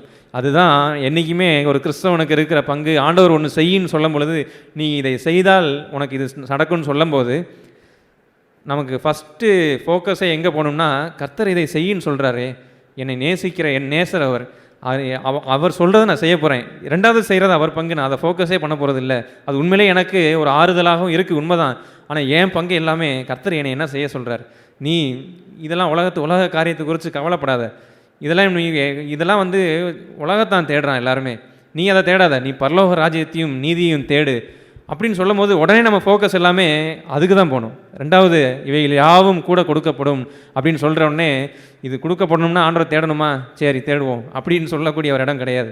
ஆண்டவரை உண்மையிலேயே ருசித்த ஒருத்தவனுக்கு வாழ்வில் எல்லாத்துலேயுமே சாட்டிஸ்ஃபைடாக வாழ்வான். அப்படி வாழ்கிறவனுக்கு கர்த்தர் எனக்கு இங்கே என்ன சித்தம் கொண்டிருக்கிறாரோ அதை மட்டும்தான் செய்யணும் எனக்கு ஆசை. அப்படி இருக்கும் பொழுது கர்த்தர் சித்தம் சொல்லியிருக்கிறாரா, பரலோக ராஜ்யத்தையும் நீதியும் தேடணும். உண்மைதான், தேடணும் தான். ஏன்னா என்கிட்ட குறைவு இருக்குது, என்னிடத்துல நீதியில் குறைவு இருக்குது, என்னிடத்துல அன்பில் குறைவு இருக்குது, என்னிடத்துல பொறுமையில் குறைவு இருக்குது, நான் ஏன் இப்படிப்பட்ட ஒரு பொறாமை என்னிடத்துல வந்தது அப்படின்னு சொல்லி ஒவ்வொரு காரியத்தையுமே நான் நிதானித்து இதை தேடி கொண்டு போகிற எனக்கோ கர்த்தர் இங்கே பூமிக்குரிய காரியங்களில் அவர் பொறுப்படுத்துக்குவார். அதே மாதிரி தான் இங்கே நமக்கு ஃபோக்கஸ் பண்ணக்கூடிய காரியம் என்னென்னா, கர்த்தருக்கு முன்பாக தாழ்மைப்படுங்கள்ன்றது தான் நம்மளுடைய ஃபோக்கஸ். எந்த இடத்துலையுமே நான்ற ஒரு கர்வம் வந்துடவே கூடாது. ஏன்னா ரட்சிப்பு தொடங்கி மேன்மை பாராட்டுறதுக்குன்னு உங்களுக்கு ஒன்றுமே கிடையாதுன்னு சொல்லிட்டார். நான் இதெல்லாம் செஞ்சேன், அதனால தான் ஆண்டவர் ரட்சித்தார் தெரியுமான்னு ஒருத்தன் சொன்னான்னா, தேவ கிருபைனா என்னன்னே அறியாமல் ஒருத்தன் சொல்கிறான்னு தான் அர்த்தம். அது கர்த்தருடைய ஈவு. நான் ரட்சிக்கப்பட்டது கர்த்தருடைய ஈவு.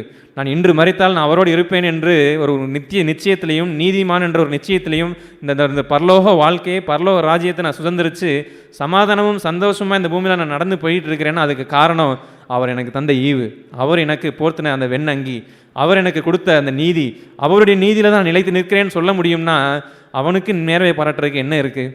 அப்படிப்பட்ட ஒரு வாழ்க்கை தான் ஆண்டவர் நமக்குன்னு வச்சிருக்கிறார். I am what I am by the grace of God அப்படின்னு சொல்லி பவுல் சொல்லுவார். நான் இப்படி இருக்கிற காரணம் நான் எல்லாமே என்னுடைய தேவ கிருபை மட்டும்தான் சொல்லுவார். ஏன்னா அதுதான் உண்மை. நான் எதையுமே நான் இப்படி செஞ்சனால, நான் இது செஞ்சனாலன்னு சொல்கிறதுக்கு இல்லை, எல்லாமே அவருடைய கிருபையினால் மட்டும்தான் அந்த பூமியில் வாழ்கிறேன்னு சொல்ல முடியும்.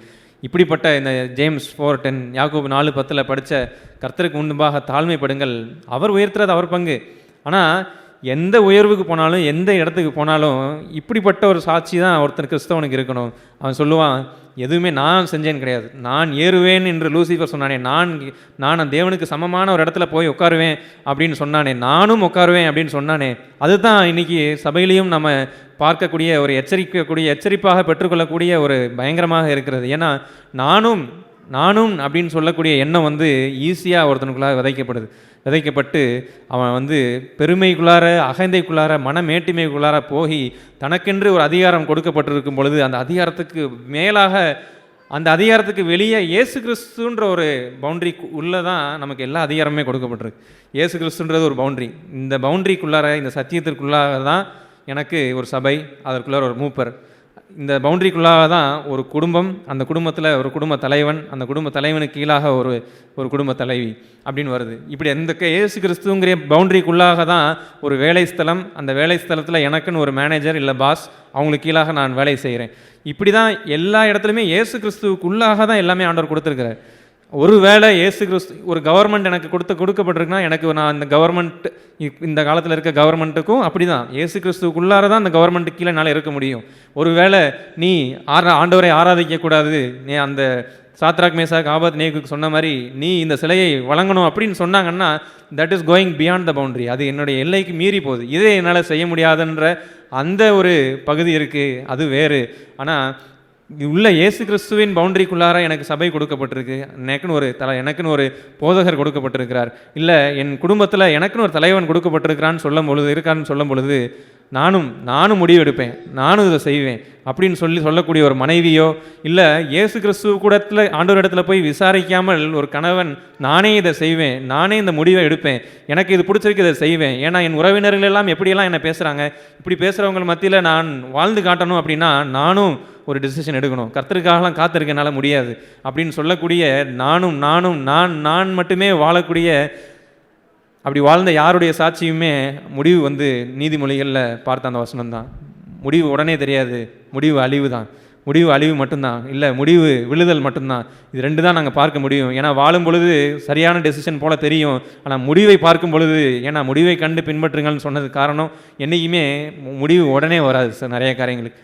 முடிவை பார்த்த பிறகு தான் தெரியும், ஓ இதே பாதையில் நான் சென்றேன்னா எனக்கும் இதே முடிவு தான் அப்படின்னு சொல்லி. நாம் முடிவை பார்ப்பதற்கு ஏதோ ஒரு மனிதனை பார்க்கணும் அவசியம் கிடையாது. லூசிஃபர் அந்த பிசாசை பார்த்தாலே தெரியும், நானும் நான் நினைத்த அவனை பார்த்தாலே போதும், இது எனக்கு அபாயத்தை கொண்டு வரக்கூடிய ஒரு பங்கு என்பதை உணர்ந்து சபையாய் எல்லோருமே நல்ல ஒரு எல்லைக்குள்ளாக கர்த்தர் எனக்குன்னு வைத்திருக்கிற பவுண்டரிக்குள்ளார ஒரு பிள்ளை நானும் இதை செய்வேன், எனக்கும் முடிவு எடுக்கிறதுக்கு நான் செய்ய முடியும்னு சொல்லி தகப்பன் தாயை மீறி ஒன்று செஞ்சாங்கன்னா அது முடிவில் வருந்தி திரும்ப வரக்கூடிய ஒரு இடத்துல தான் முடியும். அதே மாதிரி தான் எனக்குன்னு ஒரு தலைமை கொடுக்கப்பட்டிருந்தாலும் அதுலேயும் அப்படி தான், நான்ற ஒரு இடமே கிடையாது. அதனால தான் ஆண்டவர் சொன்னார், கடைசி நாட்களில் ஆண்டவர் வரும்பொழுது என் ஆண்டவரே என்று ஆண்டவரேன்னு சொன்னவங்கலாம் என்கிட்ட வருவாங்க, ஆனால் அவர் சொல்லிடுவார், நான் உங்களை அறியேன் அப்படின்னு சொல்லிடுவார். அதுதான் வித்தியாசம். என் உதட்டின் வழியாக ஆண்டவரேன்னு சொல்கிறதோ, இல்லை என் உதட்டின்படியாக ஆண்டவர்னு சொல்கிறதுக்கும் என் வாழ்க்கையில் அவர் ஆண்டவராக இருக்கிறதுக்கும் பல வித்தியாசம் இருக்குது. உண்மையிலே ஆண்டவராக இருந்தார்னா என்னை ஆண்டு கொள்வார். உண்மையிலே ஆண்டவராக இருந்தார்னா எனக்கு வெறுமையாக்கிடுவேன். எனக்குன்னு ஒரு டெசிஷன் வேண்டாம் ஆண்டவரே, என் பார்வையின்படி போகிற காரியம் எல்லாமே வீணாக முடிகிறத நான் பார்த்துருக்கிறேன், இனிமேல் நான் அப்படி செய்ய போகிறது கிடையாது. ஆண்டவரே நீங்கள் தான் என் வாழ்க்கையில் இனி எல்லாம், நான் அல்ல இனி இயேசுவேன்னு சொல்கிறது நீங்கள் தான் என் வாழ்க்கையில் டெசிஷன் எடுங்க, நீங்களே என் வாழ்க்கையில் ஆண்டவராக இருங்க, நீங்கள் என்னை ஆட்கொள்ளுங்க அப்படின்னு சொல்லி வெளியே வாயின்படி சொல்லணும்னு அவசியமே கிடையாது. அவன் வாழ்கிற வாழ்க்கையிலே தெரியும் அவன் வாழ்க்கையில் தன்னை இயேசு கிறிஸ்துவை ஆண்டவராக வைத்திருக்கிறான் என்பது. அதுதான் இயேசு கிறிஸ்துவும் வாழ்ந்தார். நான் பிதாவை நான் வெறுமையாக்கியிருக்கேன், நான் தாழ்மையாக இருக்கேன் ஆண்டவர் சொல்லவே இல்லை. ஆனால் அவர் தாழ்மையாக இருந்தார், தாழ்மையாக தான் வாழ்ந்தார், தன்னையே வெறுமையாக்கினார், முற்றிலும் ஒப்பு கொடுத்துட்டார். அவர் அடிமையின் ரூபம் எடுத்து வந்தார், மனுஷ சாயலாக வந்தார். அவர் வாழ்க்கை மட்டும்தான் பேசுச்சு தாழ்மைன்றது. அநேக நேரம் நம்ம அதனால தான் அறிவுக்கும் வாழ்க்கைக்கும் இருக்கிற கேப்புன்னு ஏன் சொன்னேன் அப்படின்னா, அறிவின்படி எல்லாம் ஏற்றி வச்சு மனமேட்டிமைக்குள்ளார போய் கிறிஸ்தவ வட்டாரத்துக்குள்ளார இந்த கிறிஸ்தவ உலகத்துக்குள்ளார எனக்கு அந்த சத்தியம் தெரியும் இந்த சத்தியம் தெரியும், இல்லை நான் சுயத்திற்கு மறிக்கிறவன் என்று வாயினால் பேசுகிறதுல ஒரு பிரயோஜனமே கிடையாது. யாருமே பார்க்காத அந்த இடத்துல உன் வீட்டில் மனைவி கூட பேசக்கூடிய அந்த கான்வர்சேஷனில், இல்லை உங்களுடைய மேனேஜர் உங்களை ஒரு வித்தியாசமாக நடத்தக்கூடிய அந்த நேரத்தில் நீ எப்படிப்பட்ட எண்ணமுடையவர்களாக நம்ம வாழ்கிறோம், இல்லை சபையில் எனக்கு ஒரு சிச்சை என்று அன்பின் நிமித்தமாக எனக்கு வரக்கூடிய சிச்சை வரும் பொழுது உடனே என்னுடைய சுயம் தான் வெளிப்படுது. அந்த இடத்துல நான் வெறுமை ஆக்குற இயேசு கிறிஸ்துவை பின்பற்றுகிற நான் என்னையவே முற்றிலுமாய் மரண பரியந்தம் நான் மரணத்துக்கு ஒப்பு கொடுக்குற ஒரு ஜீவன் தான் நான் வாழ்கிறேன்னா, இதுதான் என்னுடைய இன்ட்ரோஸ்பெக்ஷன். இதுதான் நான் செக் பண்ணி பார்க்கக்கூடிய, என்னையே ஆண்டவர் சமூகத்தில் வச்சு நான் செக் பண்ணி பார்க்கக்கூடிய ஒரு காரியமாக இருக்கணும். அப்படி வாழும் பொழுது தான் கர்த்தருக்கு முன்பாக வாழ்ந்து கர்த்தருக்கு முன்பாக ஒரு வறண்ட நிலத்திலிருந்து நம்ம துளிர்த்து வாழ முடியும். ஏன்னா இல்லைனா மனுஷனுக்கு முன்பாக வாழ்கிற இடமும் மனமேட்டிமை நிமித்தம் அநேகரை டேமேஜ் பண்ணுற ஒரு இடத்துக்கும் போயிடுவோம். ஏன்னா என்னை ஒரு பொருட்டுன்று எண்ணுற எண்ணம் எங்கே வருதுன்னா இப்படி தான், இந்த மனமேட்டிமைன்னு வரும்பொழுது தான் நானும் ஒரு பொருட்டு, நான் எப்படியெல்லாம் நீதி உள்ளவனான் வாழ்ந்திருக்கேன் தெரியுமா, நான் எப்படியெல்லாம் நான் நல்லவனாக இந்த பூமியில் வாழ்ந்திருக்கேன் தெரியுமா அப்படின்னு சொல்லி வாழ்ந்துட்டு பிறரை லுக்கிங் டவுன் ஆன் அதர்ஸ்ன்னு சொல்லி ஆங்கிலத்தில் சொல்லுவாங்க. அவங்க பிறரை கீழாக பார்க்கக்கூடிய, ஏன் இப்படி இருக்கிறான், அவன் இப்படி இருக்கிறான், அவன் அப்படி இருக்கிறான்னு சொல்லி தெய்வ அன்பையே இழந்தவர்களாக வாழக்கூடிய ஒரு இடத்துக்கு நம்ம போயிட முடியும். உண்மையிலே நம்ம ஆண்டவர் சமூகத்தில் வாழ்ந்திருந்தோம்னா நமக்கு தெரியும், நான் இப்பொழுது இவ்வளவு வெற்றி வாழ்க்கைக்குள்ளார வந்திருக்கிறேன்னா அதுக்கு காரணம் தேவ கிருபை தான். நான் அவரை சார்ந்திருந்து வாழ்ந்தனால தான். நான் எவ்வளோ தூரம் விழுந்திருக்கிறேன், ஆனால் விழுந்த என்னையெல்லாம் எழுப்பி என்னை நடத்தின அந்த தேவ கிருபை இருக்கே, இந்த கிருபை தான். இந்த கிருபையை நான் பெற்றிருக்கிறேன், பிறருக்கும் இதே கிருபையை நான் காட்டணும். எந்த விதத்துலையும் நான் என்னை ஒரு பொருட்டுன்னு எண்ணாமல் என் பிறருக்கானவைகளே நான் தேடுற ஒரு இடத்துல வரும்பொழுது அந்த தெய்வ அன்பு வெளிப்படுது. இப்படிப்பட்ட தெய்வ அன்பை வெளிப்படுத்துவர்களாகவும் ஒருபோதும் பிசாசின் இந்த தந்திரத்திற்கு பெருமை நம்மை ஆட்கொள்ளாதபடி, ஏன்னா நான் பெருமை உள்ளவன் வெளியே சொல்ல மாட்டோம், ஆனால் அந்த ஆவியில் பெருமை இருக்கிறதா, நானே முடிவு பண்ணுறேனா, கர்த்தரிடத்தில் உண்மையிலே நான் ஜெபிக்கும் பொழுது ஆண்டவரே உங்களுக்கு சித்தமானால் இதை செய்யுங்கன்னு சொல்லிட்டு அவருடைய சித்தத்திற்காக காத்திருக்காமல் நானாக ஒன்று செய்கிறேனா அப்படின்ற உண்மையிலே நம்ம நிதானித்து பார்த்து எந்த இடத்துலையுமே நான் என்ற பகுதி வெளியவே வராமல் நான் முற்றிலும் மறைஞ்சிருக்கட்டும், நான் சிறுகட்டும் அவர் பெருகட்டும், நான் முற்றிலுமாக மறைஞ்சே போயிடட்டும், நானே இனிமேல் கிடையாது, நீங்கள் தான் முற்றிலுமாக இயேசுவே என்று வாழக்கூடிய கர்த்தரே நம்ம வாழ்க்கையில் எல்லாம்னு சொல்லக்கூடிய இது எப்படி நடந்தது, கர்த்தர். இது என்ன நடந்தது, இதுவும் கர்த்தர். எல்லாத்துலேயுமே கர்த்தர் மட்டும்தான் என் வாழ்க்கையில் என் சாட்சியாக இருக்கணுமே அல்லாமல் நான் என்ற ஒரு இடம் வந்துச்சுன்னா தவறான இடத்துல இருக்கிறோம், அதனுடைய முடிவு அழிவு என்பதை அறிந்து இந்த எச்சரிப்போடு ஆண்டவர் நாமத்தை மகிமைப்படுத்தி சபையாக எல்லோரும் வாழ ஆண்டவர் உதவி செய்வாராக. ஆமென். தேவன் பேசின ஜீவனுள்ள அவருடைய வார்த்தைகளுக்காக நான் தேவனுக்கு நன்றி செலுத்துகிறேன். இந்த பிலிப்பியர் 2வது அதிகாரம் 5வது வசனத்திலே படித்தது போல, கிறிஸ்து இயேசுவில் இருந்த சிந்தையே உங்களிலும் இருக்க கடவுது இந்த பார்க்கிறது போல, இந்த பெருமை என்பது கிறிஸ்தவ ஜீவியத்திலே அது ஒரு பெரிய பாவம் போல் இல்லாதது போல் மறைவாய் வளர்கிறது போன்ற ஒரு பகுதியாக அப்படித்தான் அது இருக்கும். இது நல்ல விஷயத்தை தான் நான் யோசிக்கிறேன் என்பது போன்று தான் இருக்கும். ஆனால் சிந்தையிலேயே அது ஒரு பெரிய அகந்தையையும் ஒரு பெரிய பெருமைக்குரிய ஒரு மனமேட்டுமையான ஒரு இடத்தையும் வளர வைக்கிறதாய் அது இருந்துவிடும். அப்படி தேவனுக்கு இடம் கொடுக்காமல் என்னுடைய மேட்டுமையான சிந்தைகளுக்கு நான் இடம் கொடுத்து வாழும்போது அது அந்த லூசிஃபர் சொன்னது போல் நான் ஏறுவேன் நான் செய்வேன் என்று மனதுக்குள்ளே அது ஒரு மேட்டுமையான ஒரு இடத்திலே நிற்கிற ஒரு இடத்திற்கு கொண்டு சென்று விடும். ஆனால் அது போன்ற ஒரு இடத்திலே செல்லும்போது கிறிஸ்தவ ஜீவியத்திலே அவருடைய கிருபை இல்லாமல் யாதொன்றையும் செய்ய முடியாது என்ற ஒரு பகுதியிலிருந்து வழிவிலகி தேவனுடைய கிருபையை பெறாத ஒரு இடத்திலே சென்று விடுவேன். அங்கே தேவன் கிரியை செய்வதற்கு, தேவன் என்னை ஆண்டு நடத்துவதற்கு யாதொரு இடமும் இல்லாமல் நான் அந்த அழிவுக்கு முன்பானது மேட்டிமை என்று நாம் பார்க்கிறது போல அது உடனே அதற்கு பின்பாக இருந்து மேட்டிமைக்கு தான் அது வழி நடத்திவிடும். ஆனால் பார்வைக்கு அது எல்லாம் நான் நன்றாக சிந்தித்து கொண்டிருக்கிறேன் என்று அதனுடைய ஒரு ஆபத்தே தெரியாதது போல் அது ஒரு வஞ்சகம் செய்கிற ஒரு இடத்திற்கு நம்மை நடத்தி சென்று விடும். நாம் கலாத்தியர் 6வது அதிகாரத்திலே அதை குறித்து பார்க்கும்போது, நம்முடைய ஜீவியத்திலே எல்லாம் தேவனுடைய கிருபை தான். நாம் பெற்றுக்கொண்டது எல்லாம் அவர் கொடுக்காமல் ஒன்றையும் நாம் பெற்றுக்கொள்ள முடியாது. ஆனால் அந்த பெருமைக்குரிய எண்ணம் வரும்போது 6வது அதிகாரம் 3வது வசனம், ஒருவன் தான் ஒன்றுமில்லாதிருந்தும் தன்னை ஒரு பொருட்டென்று எண்ணினால் தன்னைத்தானே வஞ்சிக்கிறவன் ஆவான். உண்மையில் என்னுடைய நிலைமை ஒன்றுமில்லாத நிலைமை. அங்கே தேவன்தான் அவருடைய கிருபையினால் எல்லாவற்றையும் செய்கிறார். ஆனால் பெருமை வரும்போது அந்த ஒன்றுமில்லாத நிலைமையிலிருந்து என்னை ஒரு பொருட்டென்று, ஆங்கிலத்திலே one who thinks himself as something என்று, நத்திங் என்ற இடத்திலே சம்திங் என்று ஒரு பகுதியை எண்ண செய்கிற ஒரு பகுதியாக மாறிவிடுகிறது. அது தன்னைத்தானே வஞ்சிக்கிறவன் ஆவான் என்று சொல்லுகிறது போல, அங்கே ஒரு சம்திங் என்ற அந்த ஒரு எண்ணம் ஒரு பெரிய ஒரு வஞ்சனையை உள்ளே, அது ஒரு வஞ்சனை என்று தெரியாத போல், இது ஒரு பாவம் என்று இல்லாதது போல் உள்ளே மறைந்திருந்து ஒரு வஞ்சனை செய்கிற ஒரு பகுதியாக மாறிவிடுகிறது. அதுபோன்ற ஒரு பகுதிக்கு மிகவும் எச்சரிக்கையாக இருக்க வேண்டும் என்று நான் உணர்த்தப்பட்டிருக்கிறேன். மீகா என்ற ஒரு தீர்க்கதரிசி புத்தகத்திலே ஆண்டவர் அது போன்ற ஒரு உயர்ந்த இடத்தை அதை குறித்து அதிலிருந்து நாம் மனம் திரும்பாமல் அந்த மேட்டுமையான இடத்திலே நின்று கொண்டு வாழ்கிற ஒரு இடத்திலே இருப்பேன் என்றால், தேவன் ஒரு எச்சரிப்பான ஒரு பகுதியை அங்கே சொல்லுகிறதை பார்க்க முடியும். 1வது அதிகாரம் 3வது வசனம், மீகா 1:3, இதோ கர்த்தர் தமது ஸ்தானத்திலிருந்து புறப்பட்டு வருகிறார், அவர் இறங்கி பூமியின் உயர்ந்த இடங்களை மிதிப்பார். அதுபோன்று நான் கொண்டிருக்கிற மேட்டுமையான உயர்ந்த பகுதிகளை எல்லாம் கர்த்தர் அவர் வரும்போது அவர் அதை மிதித்து அதை அழித்து போடுகிற ஒரு இடமாக மாறிவிடும்.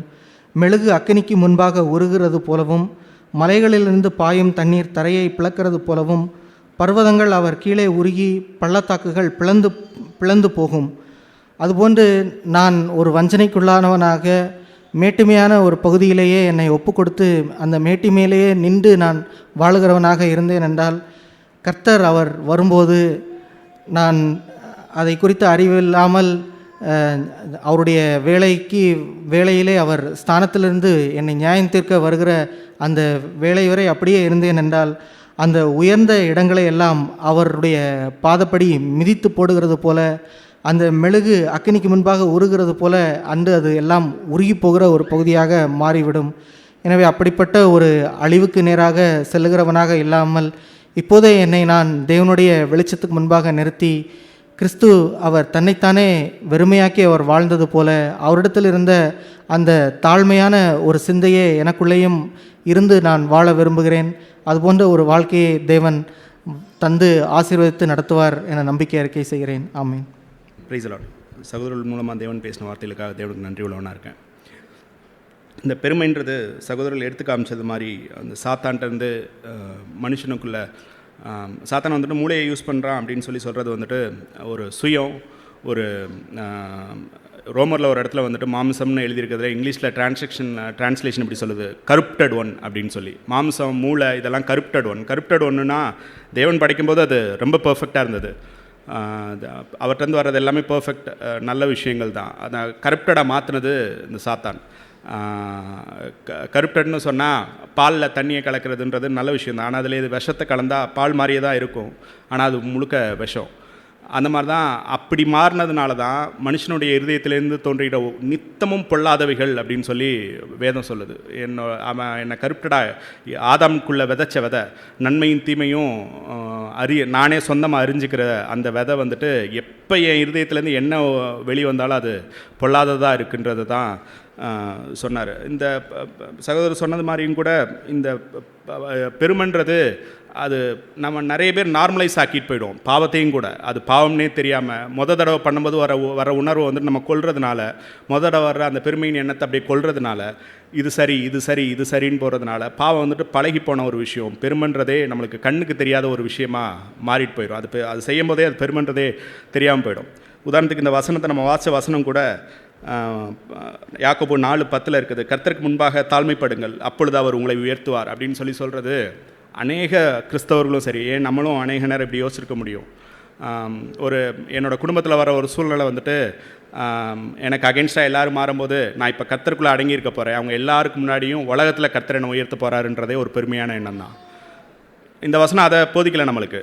கர்த்தருக்கு முன்பாக தாழ்மைப்படுங்கள், அப்பொழுது அவர் உங்களை உயர்த்துவார்னா எல்லா சூழ்நிலையிலையும் கர்த்தர்ட்ட என்ன நான் தாழ்த்துறேன். ஆண்டவரே, இதை நான் புரிஞ்சுக்கிறதுக்கான ஞானம் என்கிட்ட இல்லை, இதை நான் புரிஞ்சுக்கிட்டேன்னா பெருமைக்குள்ளே போயிடுவேன், எனக்கு இதை புரிஞ்சுக்க உதவி செய்யுங்கன்ற இடத்துக்கு நான் போகிறேன்னா கர்த்தருக்குள்ளே அடங்கி இருக்கேனா அப்படின்றது தான் அங்கே கேள்வி. அப்படி இருந்தால் கர்த்தர் ஆவியில் என்னை உயர்த்துவார், கர்த்தர் அவருடைய இடத்துக்கு என்னை உயர்த்தி அது என்னன்னு எனக்கு போதிப்பார். அது அற்புதமான ஒரு இடம். வேதத்திலே அநேக இடங்களில் அதுக்கான எடுத்துக்காட்டெல்லாம் இருக்குது. நம்ம பெரிய எடுத்துக்காட்டுன்னு சொன்னால் யோபுவை சொல்லலாம். யோபு வந்துட்டு அவர் என்னை கொன்று போட்டாலுமே நான் அவர் மேல் நம்பிக்கையாக இருப்பேன்னு சொல்லும்போது வர்ற சூழ்நிலையெல்லாம் அவர் பார்க்காதனால தான் கர்த்தரோட இடத்துக்கு அவர் எடுத்துகிட்டு போய் பூமிக்குரிய வாழ்க்கை நிரந்தரம் இல்லை, கர்த்தரோட 2ஆம் வருகை ஒன்று இருக்குது, நித்தியமான ஒரு வாழ்க்கை ஒன்று இருக்குதுன்னு சொல்லி யோபுக்கு காமிச்சார். அது எவ்வளோ பெரிய ஆசீர்வாதமான ஒரு இடம். புதிய ஏற்பாட்டில் அந்த சின்ன பையன் அந்த 5 அப்பம் 2 மீனை கொடுத்துட்டு இந்த மொத்த பேரையும் நான் தான் ஆசீர்வதிச்சேன்னு சொன்னால் அது எவ்வளோ இப்போ ஒரு முட்டாள்தனமான ஒரு விஷயமா இருக்கும். அந்த இடத்துக்குலாம் போகாமல் இது கர்த்தர் செஞ்சார், இது எல்லாமே கர்த்தர் தான் அப்படின்ற இடத்துல தாழ்மையாக இருக்குது அற்புதமான ஒரு விஷயம். கொஞ்சம் ப்ராக்டிக்கலான விஷயங்களை உங்கள்கிட்ட நான் டிஸ்கஸ் பண்ணணுன்னு நினைக்கிறேன். ஒரு சில சூழ்நிலைகள் நம்மகிட்ட வரும்போது அதை நம்ம எப்படி கையாளுறோன்றது, தேவன்கிட்ட போனால் அதை எப்படி கையாள சொல்லுவாருன்றது அற்புதமாக இருக்க ஒரு விஷயம். ஒரு சில விஷயங்கள் ஒன்று, ஒரு ஊழியக்காரரோட நீங்கள் போகிறீங்க, நீங்கள் ஒரு வாலிப வயசில் இருக்கீங்க, ஊழியக்காரரோட போகிறீங்க, வயசான ஊழியக்காரர் ஒரு 80-85 வயசு இருக்கும். அவர் நிறைய இடங்களுக்கு ஊழியம் போயிட்டு வந்துட்டு உங்கள் வீட்டுக்கு வரும்போது ஒரு பொண்ணை அவரோட பார்வை தப்பாக இருக்குன்னா அப்போ உங்களுடைய எண்ணம் எப்படி இருக்கும்? அங்கேயும் பெருமைக்குள்ளே போக முடியும். இனிமேல் நான் இப்படி இருக்க மாட்டேன், இந்த இச்சைக்குள்ளே நான் விழமாட்டேன்னு இருக்கிறது பெருமை. ஆனால் அந்த நேரத்தில் கர்த்தர்ட்ட போய், ஆண்டவரே எனக்கு பயமாக இருக்குது, நான் இந்த இச்சையை நான் ஜெயிக்கணுமே, நீங்கள் கர்த்தர்ட்ட தாழ்மைப்பட்டீங்க அப்படின்னு சொன்னால் கர்த்தர் உங்களுக்கு கற்றுக் கொடுப்பாரு. வாலிபத்தில் மட்டும் வர்றது இச்சை இல்லை, அங்கே நீ ஜெயிக்கலைன்னா அது வாழ்க்கை முழுக்க அவனை தொடரும். அந்த எண்ணத்துலேருந்து நீ வெளியே வரணுன்னா கர்த்தருக்குள்ளே அடங்கிருன்னு சொல்லித்தர ஒரு அந்த இச்சைக்கு பயந்து, வாலிபத்தில் இருக்க அந்த மோகத்துக்கு பயந்து ஒதுங்க வைக்கிறதுக்கான கர்த்தர் ஒரு பாதையை உங்களுக்கு சொல்லிக் கொடுப்பாரு. ஒரு சபையிலே இருக்கலாம், ஒரு சபையில் வந்துட்டு பணத்தை கையாளுறதுல தப்பாக இருக்க ஒரு சிலரை உங்கள் கண்ணுக்கு முன்னாடி காட்டும்போது அங்கே இல்லை இந்த இடத்துக்கு நான் வந்தால் பர்ஃபெக்டாக இருப்பேன்னு சொல்கிறது இல்லை. அங்கே என்னவாக இருக்குன்னா, ஆண்டவரே பண விஷயத்தில் நான் வெளியில் உலகத்தில் நான் உண்மையாக இல்லை, இப்படி இது தப்பாக இருக்கேன்னு நான் என்னை தாழ்த்தும் போது மற்றவங்கள குறை சொல்கிறதுக்காக இல்லை, இஸ்ரவேல் ஜனங்களை அநேக நேரங்களில் சொல்லிவிட்டு வேதம் இப்படி தான் முடியும், திருஷ்டாந்தமாக வைக்கப்பட்டிருக்கிறார்கள்னு சொல்கிறது. அப்போ பண விஷயத்தில் என்னோடய சொந்த வாழ்க்கையில் நான் வெளி உலகத்தில் நான் உண்மையே இல்லாத ஒரு மனுஷன். வெளி உலகத்தில் பணத்தில் நான் சபைக்கு வர்றதுக்கு முன்னாடி வெளி உலகத்தில் பணத்தில் என் சொந்த குடும்பத்தில் கூட உண்மையே இல்லாத விஷயம். ஆனால் கர்த்தர் எனக்கு உண்மையை சபையிலேருந்து எனக்கு போதிச்சார். சபையில் கொடுக்குற பணத்துக்கு எந்தளவுக்கு உண்மையாக இருக்குன்றத பயந்து நடுங்கி இங்கே உண்மையாக இருக்கிறது இப்போ அது வெளியிலையும் பரவி போய் வெளியில் எல்லா இடங்கள்லையும் உண்மையாக இருக்கிறதுக்கு கற்றுக் கொடுத்தாரு.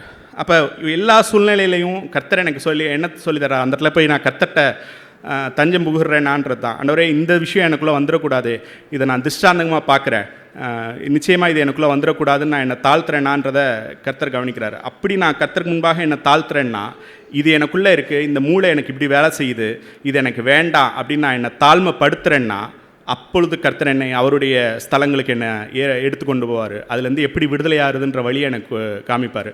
அந்த உயர்வுக்குள்ளே என்னை வழி நடத்துவார். அப்படிப்பட்ட கர்த்தர்கிட்ட தெளிந்த புத்தியை கேட்டுட்டு அதில் நான் தெளிவடைஞ்சு கர்த்தர் நடத்துகிற பாதையில் முன்னேறி செல்லணும்னு விரும்புகிறேன். கர்த்தர் எனக்கு உதவி செய்வார், நம்பிக்கை இருக்கிறேன். Praise the Lord. கர்த்தருடைய பரிசுத்த நாமத்துக்கு ஸ்தோத்திரம். கர்த்தர் சகோதரர் மூலமாக பேசின வார்த்தைக்காக கர்த்தருக்கு நன்றி செலுத்துகிறேன். பெருமை அது ஒரு ஆவியின் பங்காக இருக்கிறது. அது மாம்சத்தில் நிறைய நேரம் வெளிப்படுகிறது. இப்பவும் நான் பார்க்குறது நேர்கிறது உண்டு. முதலாவது அது வந்து யோவான் எழுதுறது போல் ஒரு ஜீவனத்தின் பெருமையாக இருந்தது. நான் யார், நான் எப்படிப்பட்டவன், என்னையே பேசிவிட்டார்களே, எனக்கு என்னுடைய தகுதி என்ன அப்படின்னு ஒரு ரொம்ப ஒரு வெளிப்படையான ஒரு பெருமையாக அது இருந்த காலங்கள் உண்டு. ஆனால் ரட்சிக்கப்பட்ட காலங்களில் அப்புறம் தான் எனக்கு தெரிஞ்சது, தாழ்மைங்கிறது என்னை குறித்து நான் தாழ்வு மனப்பான்மையோடு இருப்பது அல்ல, அது ஒரு ஆவியானவரின் ஒருடைய பங்கு, அது ஆவியானவரோட ஒரு கிஃப்ட்டு. அந்த பேதுரு அதை பற்றி சொல்லும்போது clothe your selves with humility அப்படின்னு சொல்லுவார். அதை வந்து நீங்கள் அணிந்து கொள்ளுங்கள் அப்படின்னு சொல்லுவார். அதை வந்து நீங்கள் வந்து ஒரு ஆக்டிங்காக நீங்கள் பண்ண வேண்டிய விஷயம் கிடையாது. நீங்கள் அதை எப்போவுமே ஆவியானவரோடு தரித்திருந்து அதன் மூலமாக பெற்றுக்கொள்கிற ஒரு பங்காக தான் அது என் வாழ்க்கையில் இருந்திருக்கு. இன்னொன்று இப்போ ஒரு பெருமையின் வெளிப்பாடான அடிக்கடி பார்க்குறது என் சுய புத்தியின் மேலே சார்ந்து கொள்வது.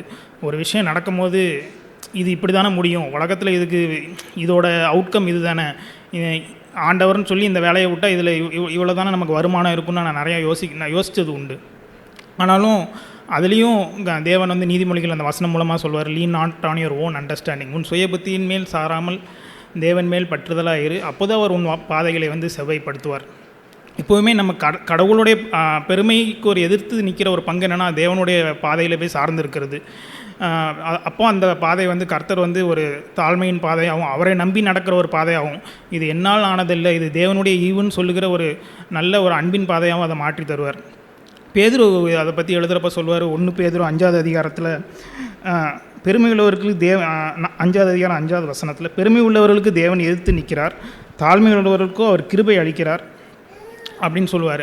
தேவன் வந்து ஒரு பெருமை உள்ளவனுக்கு எதிர்த்து நிற்கிற, தேவன் நமக்கு எதிரியாக இருப்பது வந்து இந்த உலகத்தில் அதுக்கு நம்ம இல்லாமல் போவது நல்லான்னு நான் யோசிப்பேன். ஏன்னா நமக்கு இருக்கிற ஒரே பட்சம், நமக்கு இருக்கிற ஒரே பங்கு, ஒரே அன்பு, ஆறுதல் எல்லாமே தேவனாக இருக்கிற பட்சத்தில் அவரை நான் எதிரியாக்க நான் விரும்பலை. அதுக்கு அடுத்து அதற்கான வழியும் சொல்லுவார்.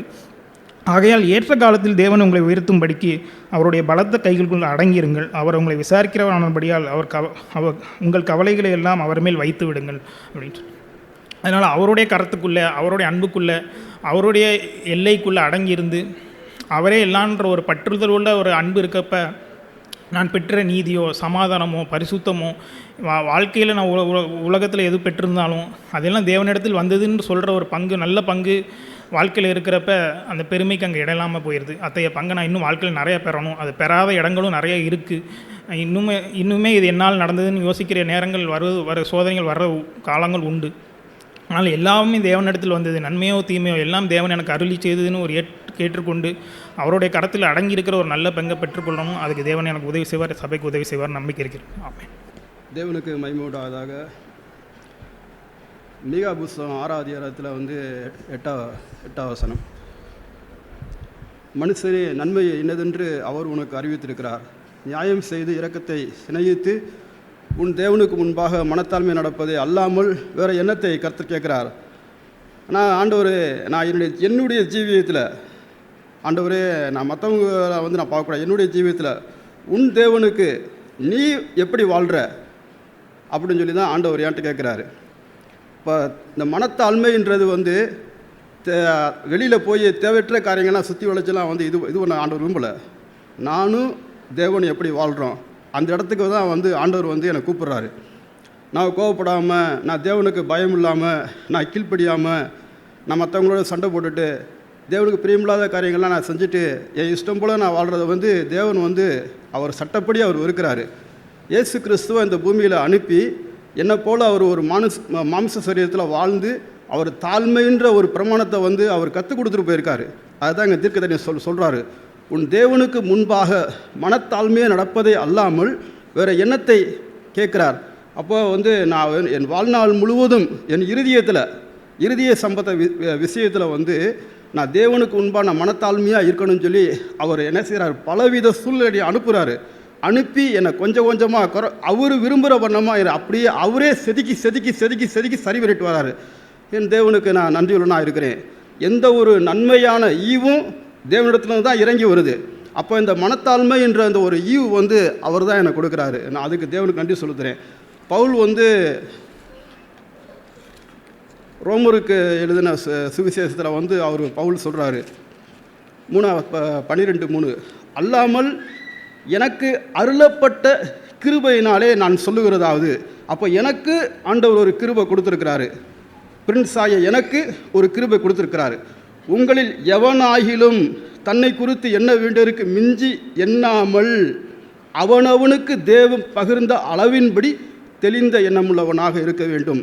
ஆண்டவரே, என் வாழ்நாள் முழுவதும் நான் கிறிஸ்துவையே என்ன செய்யணும், நான் சார்ந்து இந்த மனத்தாழ்மையில் வாழும்படி தெளிந்த எண்ணங்களை கொடுங்க ஆண்டவரே. நல்ல விசுவாசத்தில் வாழ கிருபை கொடுங்க ஆண்டவரே. ஆமீன். கர்த்தருக்கு ஸ்தோத்திரம். தேவனுக்கு முன்பாக, உங்களுக்கு முன்பாக இங்கே பேசும்படி எனக்கு கிருபை சென்றதுக்காகவும் தேவனுக்கு நான் நன்றி செலுத்துகிறேன். கிறிஸ்து என்னை பலப்படுத்துகிறபடினால் நான் எல்லாவற்றையும் செய்யக்கூடிய பலனுள்ளவனாக இருக்கிறேன். அவர் என்னை பலப்படுத்துறதுனால தான் நான் இங்கே நின்று கூட பேசுகிறேன். ஆண்டவருக்கு ஸ்தோத்திரம். நான் ஒரு சின்ன தொழில் பண்ணுறேன், ஒரு ஆட்டத் தொழில். அந்த தொழிலில் எப்போதுமே நான் ஆண்டவரை நம்புவது உண்டு. கர்த்தர் கண்டிப்பாக எனக்கு கையிட்டின்னு சொல்லி தொழிலை ஆசீர்வதிப்பார்னு சொல்லி அப்படி தான் அந்த ஊர்லேருந்து நான் அந்த சிவகங்கைக்கு போய் ஓட்டிகிட்டு வருவேன். ஆனாலும் எந்த ஒரு குறைவு இல்லாமல் ஆண்டவர் நடத்துவார். அப்புறம் 4 நாள் போக போக ஆண்டவர் வந்து எனக்கு வசனத்தின்படி நான் ஆண்டவர்கிட்ட ஜெபம் பண்ணேன். உபாகமம் 28:8, கர்த்தர் உனக்கு கொடுக்கும் தேசத்தில் உன்னை நான் ஆசீர்வதிப்பேன். ஸோ ஆண்டவர்கிட்ட இந்த வசனத்தை சொல்லி ஜெபம் பண்ணுவேன். ஆண்டவரே, இந்த கிராமத்தில் நான் கையிட்டு செய்யும் தொழிலை நீ ஆசீர்வதிப்பேன்னு சொல்லியிருக்கீங்களே, உம்முடைய வார்த்தையின்படி என்ன செய்யுங்க, இந்த தொழிலை ஆசீர்வதிங்க அப்படின்னு நான் ஆண்டவர்கிட்ட வசனத்தின்படி கேட்கும்போது தேவன் அந்த வார்த்தையின்படி தேவன் என்னை ஆசீர்வதிக்கிறார். ஒரு குறைவு இல்லாதபடி தேவன் அவருடைய குறைகள்லாம் நீங்கி அவருடைய மகிமையின் ஐஸ்வர்யத்தின்படி எல்லாம் தேவன் எனக்கு நிறைவாக என்னுடைய தொழிலை ஆசீர்வதிக்கிறதுக்காக நான் தேவனுக்கு நன்றி செலுத்துகிறேன். அப்புறம் நம்ம 2 ராஜ்யத்துக்குள்ளே இருக்கிறோம். ஒன்று உலகத்தினுடைய ராஜ்யம், ஒன்று தேவனுடைய கூடிய ராஜ்யம். தேவனுடைய ராஜ்யத்தை நம்ம கண்ணால் பார்க்க முடியாது, ஆனால் உலகத்துடைய ராஜ்யத்தை கண்ணால் பார்க்கலாம். ஸோ நம்ம தேவனுடைய ராஜ்யத்திற்குரிய பிள்ளைகள். அப்போ நம்ம காண்ற இந்த 5 புலங்கள் இந்த பூமியில் வாழும்படி தேவன் நமக்கு தந்திருக்கிறார். இந்த சரீரத்தில் ஒரு 5 புலங்கள், ஏன் நம்ம அறிவின்படி வாழும்படி தேவன் தந்திருக்கிறார். ஆனால் இந்த அறிவு 5 புலங்களுக்கு மேலாக என்னுடைய மனக்கண்களால் நான் கர்த்தரை பார்க்கிறேன். யோபு துன்பத்தில் சொல்லும்போது, என் கர்த்தர் என் மேய்ப்பராக இருக்கிறார். இந்த மாம்ச கண்ணால் பார்க்கல அவர். சூழ்நிலை எவ்வளோ வந்தாலும் என் கர்த்தர் மேய்ப்பராக இருக்கிறார், அவர் உயிர் உள்ளவர், அவர் உயிர் உள்ள ஆண்டவர்னு சொல்லி நம்மளுடைய அந்த மனக்கண்கள் இந்த மாம்சத்தின்படி நம்ம பார்க்கவே கூடாது. இந்த 5 புலம்படி பார்க்கக்கூடாது. நம்ம உள்ளான அந்த கண்கள் அப்போ தான் அந்த தேவனுடைய ராஜ்யத்துக்கு நமக்கும் இருக்கக்கூடிய ஒரு தொடர்பு. ஸோ நீங்கள் வந்து ஒரு கடைக்கு போய், மளிகை கடைக்கு போய் ஒரு பொருள் வாங்கணுன்னா எல்லாம் லிஸ்ட்டு போட்டு 2வது காசு தான் கேட்பாங்க. இல்லை நான் ஒரு கிறிஸ்தவன், நான் ஒரு பைபிள் நான் ஒரு கிறிஸ்தவன் அப்படி இப்படின்னு எதுவும் சொன்னாலும் அவன் கேட்க மாட்டான். நான் ஒரு நல்ல பரிசுத்தவான், நான் பெரிய மூப்பர் அப்படின்னு சொன்னால் அந்த கடைக்காரன் கேட்க மாட்டான். காசை வச்சுட்டு போங்க, காசை வச்சு தான் நான் பொருள் தருவேன் அப்படின்னு. ஸோ நம்ம தேவனிடத்தில் போகும்போது வேத வாக்கியத்தின்படி நம்ம போக வேண்டும். சும்மா நம்ம முன்னாடிலாம் எனக்கு ஜெபிக்க தெரியாது. ஆனால் ஆண்டவர் அந்த சூழ்நிலையில் வரும்போது எனக்கு கற்றுக் கொடுத்தாரு. ஏன்னா அவரை நம்பினால அவர் எனக்கு இதெல்லாம் அவர் செய்கிறார். ஸோ ஆண்டவர்கிட்ட நான் போகும்போது அந்த வேத வாக்கியம் என்னுடைய தொழில் காரியங்களாக இருந்தாலும் சரி, என்னுடைய குடும்ப காரியங்களாக இருந்தாலும் சரி, என்னுடைய பர்சனல் வாழ்க்கையில் இருந்தாலும் சரி, நான் ஆண்டவருக்கு முன்பாக போகும்போது வேத வாக்கியத்தின்படி நான் போகிறேன். ஸோ நம்ம எல்லோரும் அப்படி தான் ஆண்டவருக்கு முன்பாக போகணும். அப்படி தான் ஆண்டவர் எனக்கும் அப்படி தான் சொல்லி வருவார். இந்த தொழில் காரியங்களுக்கு கூட அவர் வார்த்தையின்படி எல்லாம், என்னுடைய குடும்ப காரியங்களாக இருந்தாலும் சரி, என்னுடைய பிரச்சனையாக இருந்தாலும் சரி, எல்லாம் அந்த வேத வாக்கியத்தின்படி தான் நான் போகிறேன். ஸோ என்னுடைய மாம்சம் முயற்சியின்படியோ என்னுடைய மாம்சம் அறிவின்படியோ என்ன செய்யலை, நான் போகல. ஆனால் அந்த தேவன் அந்த ஜீவனுள்ள கல்வாரி சிலுவை மூலிமா எனக்கு வெளிப்படுத்தின அந்த ஜீவனுள்ள தேவனை நான் நம்புகிறேன். அவர் சொன்ன வாக்குத்தத்தத்தை எல்லாவற்றையும் நான் நம்புகிறேன். ஸோ ஏன் இதில் சொல்கிறேன்னா, நம்ம அந்த உலகத்தில் இருக்கோம். 2 ராஜ்யத்துக்குள்ளே 2 ராஜ்யங்கள் இருக்குது. நம்ம தேவனுடைய ராஜ்யத்திற்கு பிள்ளைகள். ரொம்ப இந்த புள்ள காலங்களெல்லாம் ரொம்ப விழிப்பாக வாழ வேண்டும். ஏன்னா சாத்தான் அவன் அழிக்கவும் கொல்லவும் வருகிறான். அவன் ஏதாச்சும் நமக்கு என்ன செய்கிறான், தொந்தரவு கொடுத்துக்கிட்டே தான் இருக்கான். ஆயினும் நமக்கு என்றைக்குமே தோல்வியே இல்லை, நமக்கு என்றைக்குமே வெற்றி தான். அது நம்மளுடைய வாழ்க்கையாக இருந்தாலும் சரி, நம்ம குடும்ப வாழ்க்கையில் இருந்தாலும் சரி, தொழில் வாழ்க்கையிலும் சரி, எல்லாத்துலேயும் நமக்கு வெற்றி உண்டு. ஏன்னா இயேசு நமக்காக எல்லாவற்றையும் செய்து முடித்துட்டார். நம்ம அதை சுதந்திரிக்கிறது தான். நம்ம போய் அதை என்ன செய்யணும், சுதந்திரிக்கணும். அப்படியே தேவன் ஆரோனோடு இருந்த தேவன் என்னோடு இருக்கிறார். கர்த்தர் தொடர்ந்து இந்த பாதையில், இந்த ஜீவ பாதையில் என்னை நடத்துவார்னு நான் விசுவாசிக்கிறேன். ஆமென். பாலமுருகன் கூறினதை போல டு ட்ரஸ்ட் காட், தேவனை நம்பி இருப்பது என்று சொல்வது மிக முக்கியம். அநேக சமயங்களிலே நாம் சில அஸ்திவாரத்துக்குரிய சத்தியங்கள் இல்லாதபடினாலே when we think of the higher studies, மேலானதை சிந்திக்கும் பொழுது நம்முடைய அஸ்திவாரமே சரியில்லை என்பதை அவர்கள் கண்டு பார்ப்பதில்லை. That is very important. அது மிகவும் முக்கியம்.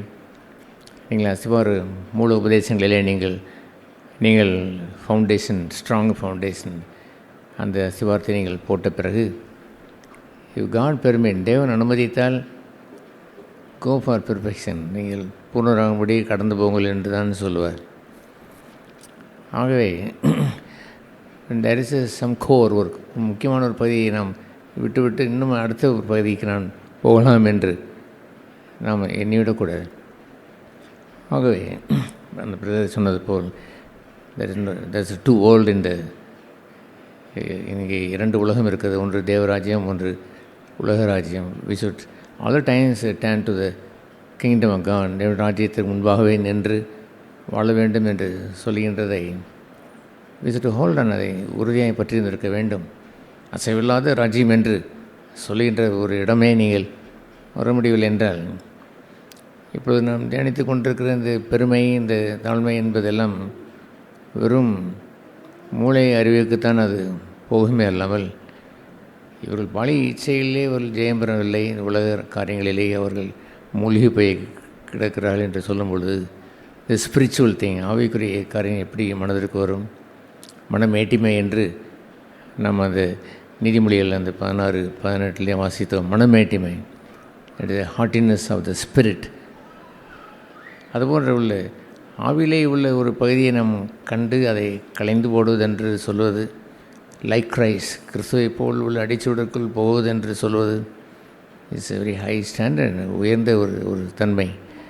அந்த ஹை ஸ்டாண்டர்டை யார் பெற்றிருக்க முன்னேறி வருவார் என்று சொன்னால் இந்த ஃபவுண்டேஷன், அந்த அதிலே கொண்டிருக்கிற அந்த ஃபவுண்டேஷன், அந்த அஸ்திபாரத்தை செம்மையாய் அதிலேயே கூட அந்த உலக ராஜ்யத்திலேயே தள்ளாடி போய் இருந்து கொண்டிருக்கிறலாம் இருப்பார் என்றால், இன்னும் அசையாத கிங்டம் ஆஃப் காட் என்று இல்லை என்றால், how they will pass on to the spiritual thing, ஆவிக்குரிய காரியங்களுக்கு எப்படி அதை முன்னேற முடியும்?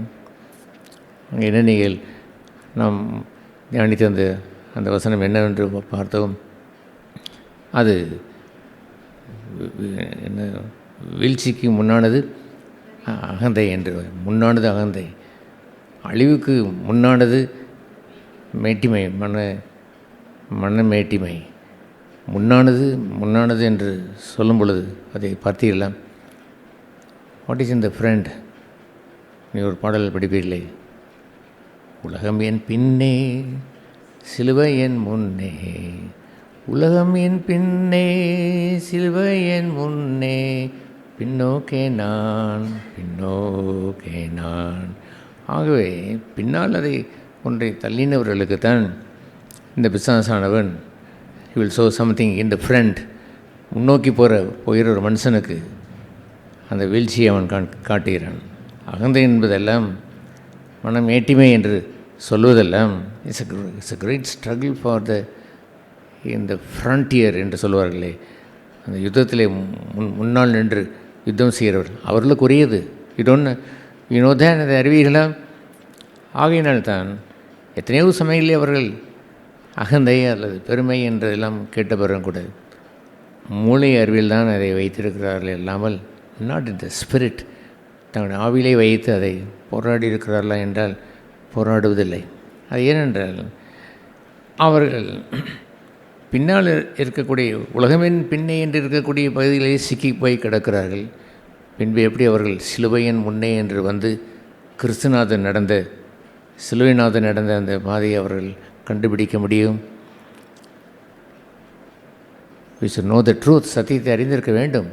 சத்தியத்தை மேன்மையான இந்த பெருமையை, இந்த கேவலமான இந்த பெருமையை விட்டு விலகுவதை குறித்து அறிந்திருக்க வேண்டும். and that's right. but before that, அதற்கு முன்னானது என்று வருகிற அந்த பகுதியை பிசாசு எப்படி அவன் காட்டினான்? முதலாவது காட்டியதெல்லாம் அந்த ஏதேன் தோட்டத்தில் பொய்யை தான் காட்டினான். ஓஹோ, தேவன் இந்த தோட்டத்தில் இருக்கிற மரங்களில் உள்ள பழங்களில் ஒன்றையும் சாப்பிடக்கூடாது சொன்னார் அல்லவா என்று அவன் பொய்க்கு பிதா. அவர்களை தேவன் மீது கொஞ்சம் கசப்பை கொண்டு வருவதற்கும் பொய்யை திணிப்பதற்கும் அவன் முயற்சி எடுக்கிறான்.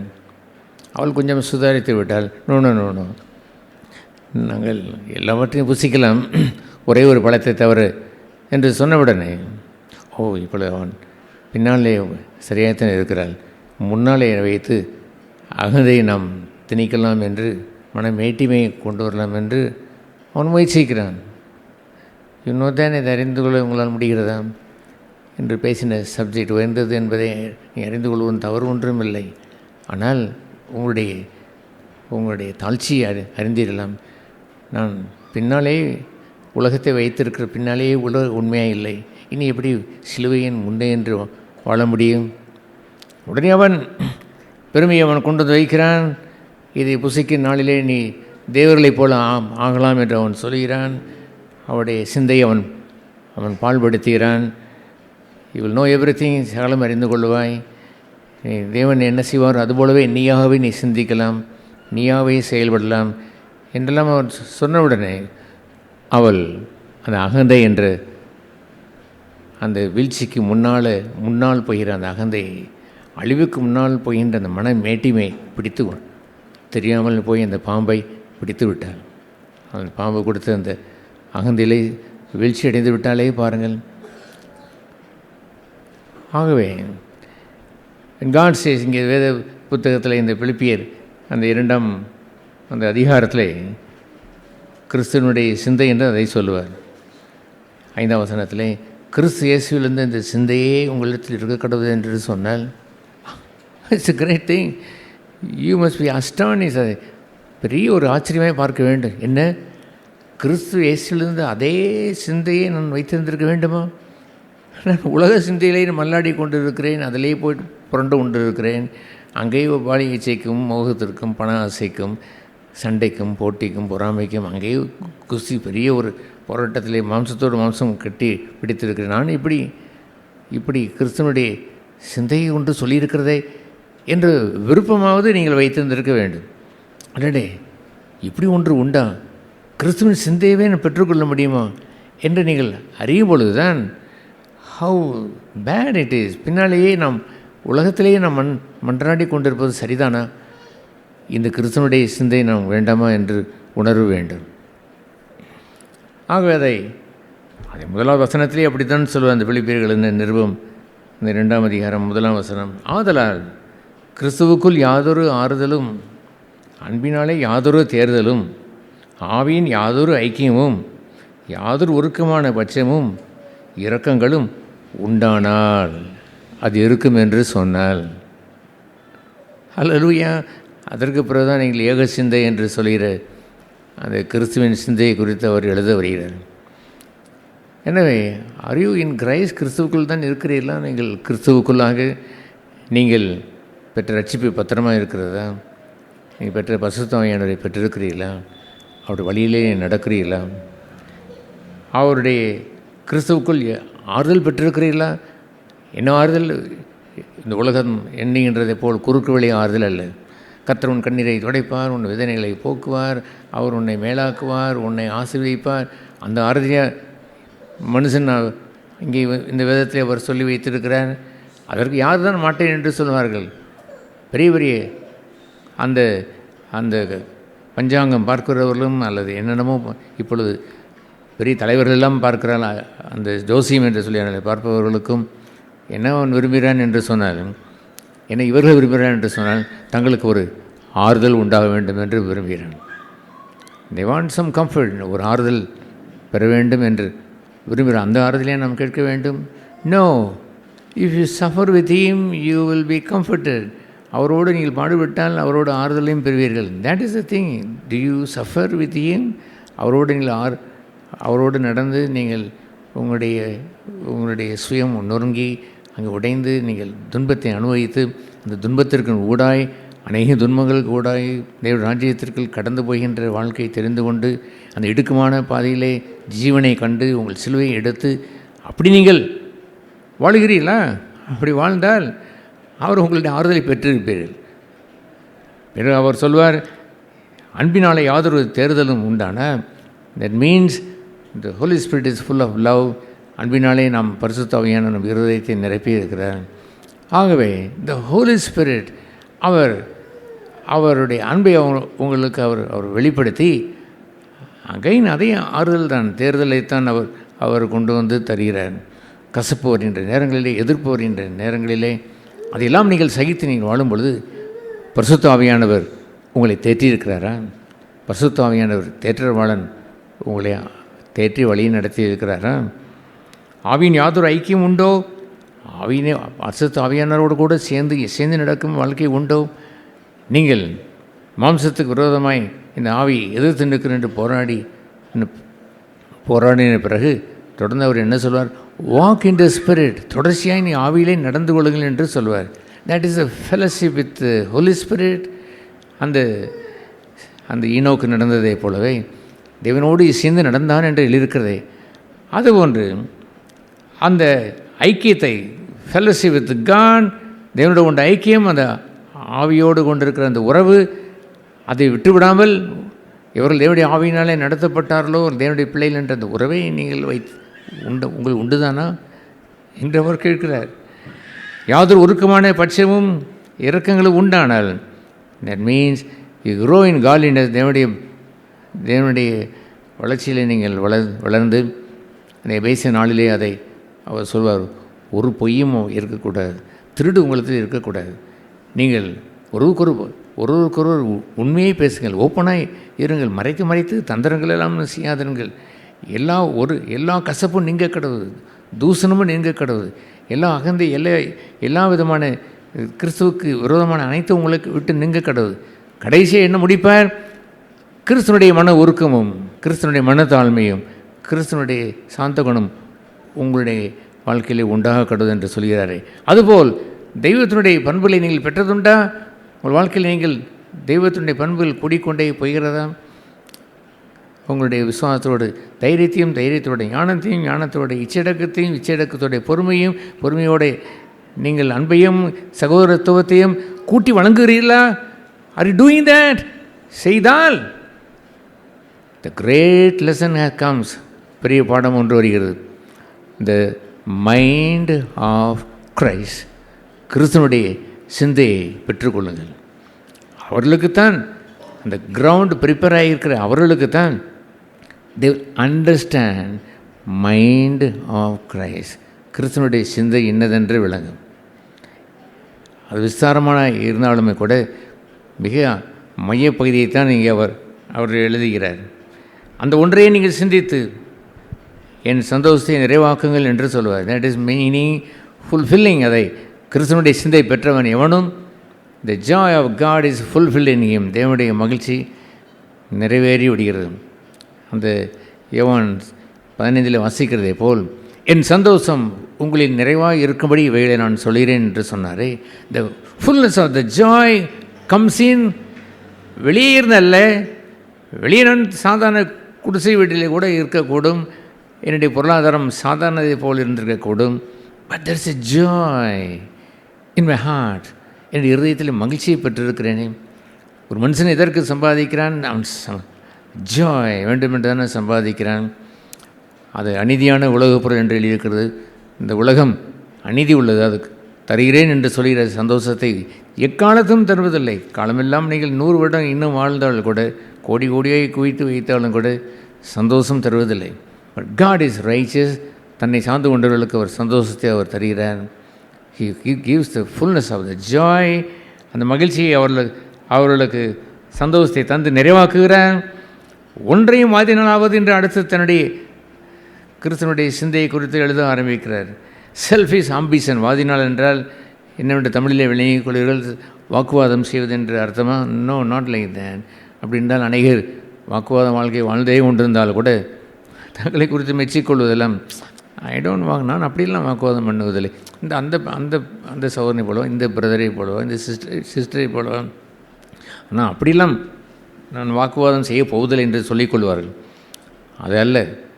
ஒன்றையும் செல்ஃப் ஆம்பிஷன்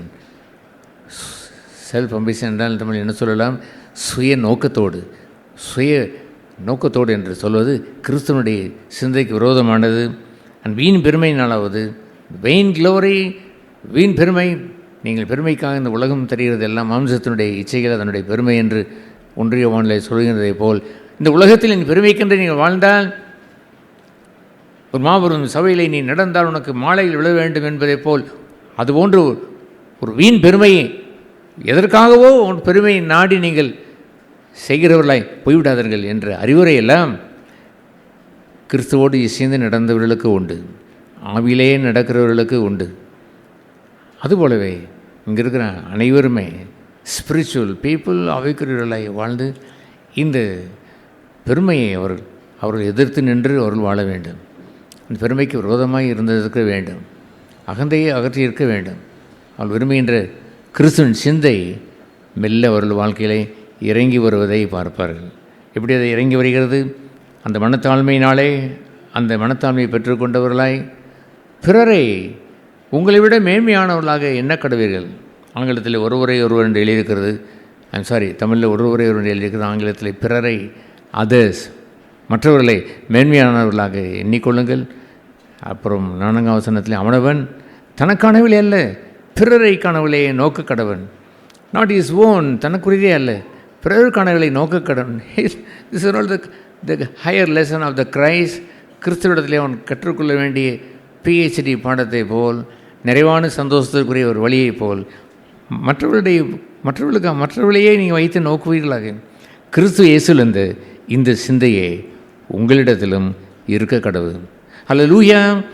அதுபோன்று உங்களுடைய வாழ்க்கையிலே நீங்கள் முன்னேறி நடந்து மனத்தாழ்மையை நீங்கள் அணிய வேண்டும் என்ற ஆசை கொண்டவர்களாய் அந்த தெய்வ அன்பு பூர்ணமாக வேண்டும் என்ற அந்த எண்ணத்தோடு கிறிஸ்துவனுடைய சிந்தையை எனக்கு வேண்டுமே என்று நீங்கள் தவித்து நீங்கள் வாழும் பொழுது நீங்கள் சந்திக்கின்ற மிகப்பெரிய எதிரி என்னவென்றால் சுயம், தனக்காகவே வாழ்வது, அவன் தனக்கானதே தேடுவது, அவன் சிலுவை சுமப்பது என்று சொன்னாலுமே கூட தன் சுயத்தை வெறுப்பது என்று அவன் வந்து தனக்கு சொந்தமானதே அங்கே வாசிக்கிற அந்த வசனத்தை போலவே அவர்கள் எப்பொழுதுமே ஆன் தர் ஓன் செல்ஃப், 4ஆம் வசனத்தில் அவனவன் தனக்கானவை என்று சொல்வதெல்லாம் ஓன் செல்ஃப், சுயத்தை சிலுவை அறைய வேண்டும் என்பது கூட அதிலே போய் மாட்டிக்கொள்வார்கள் அனைவரை.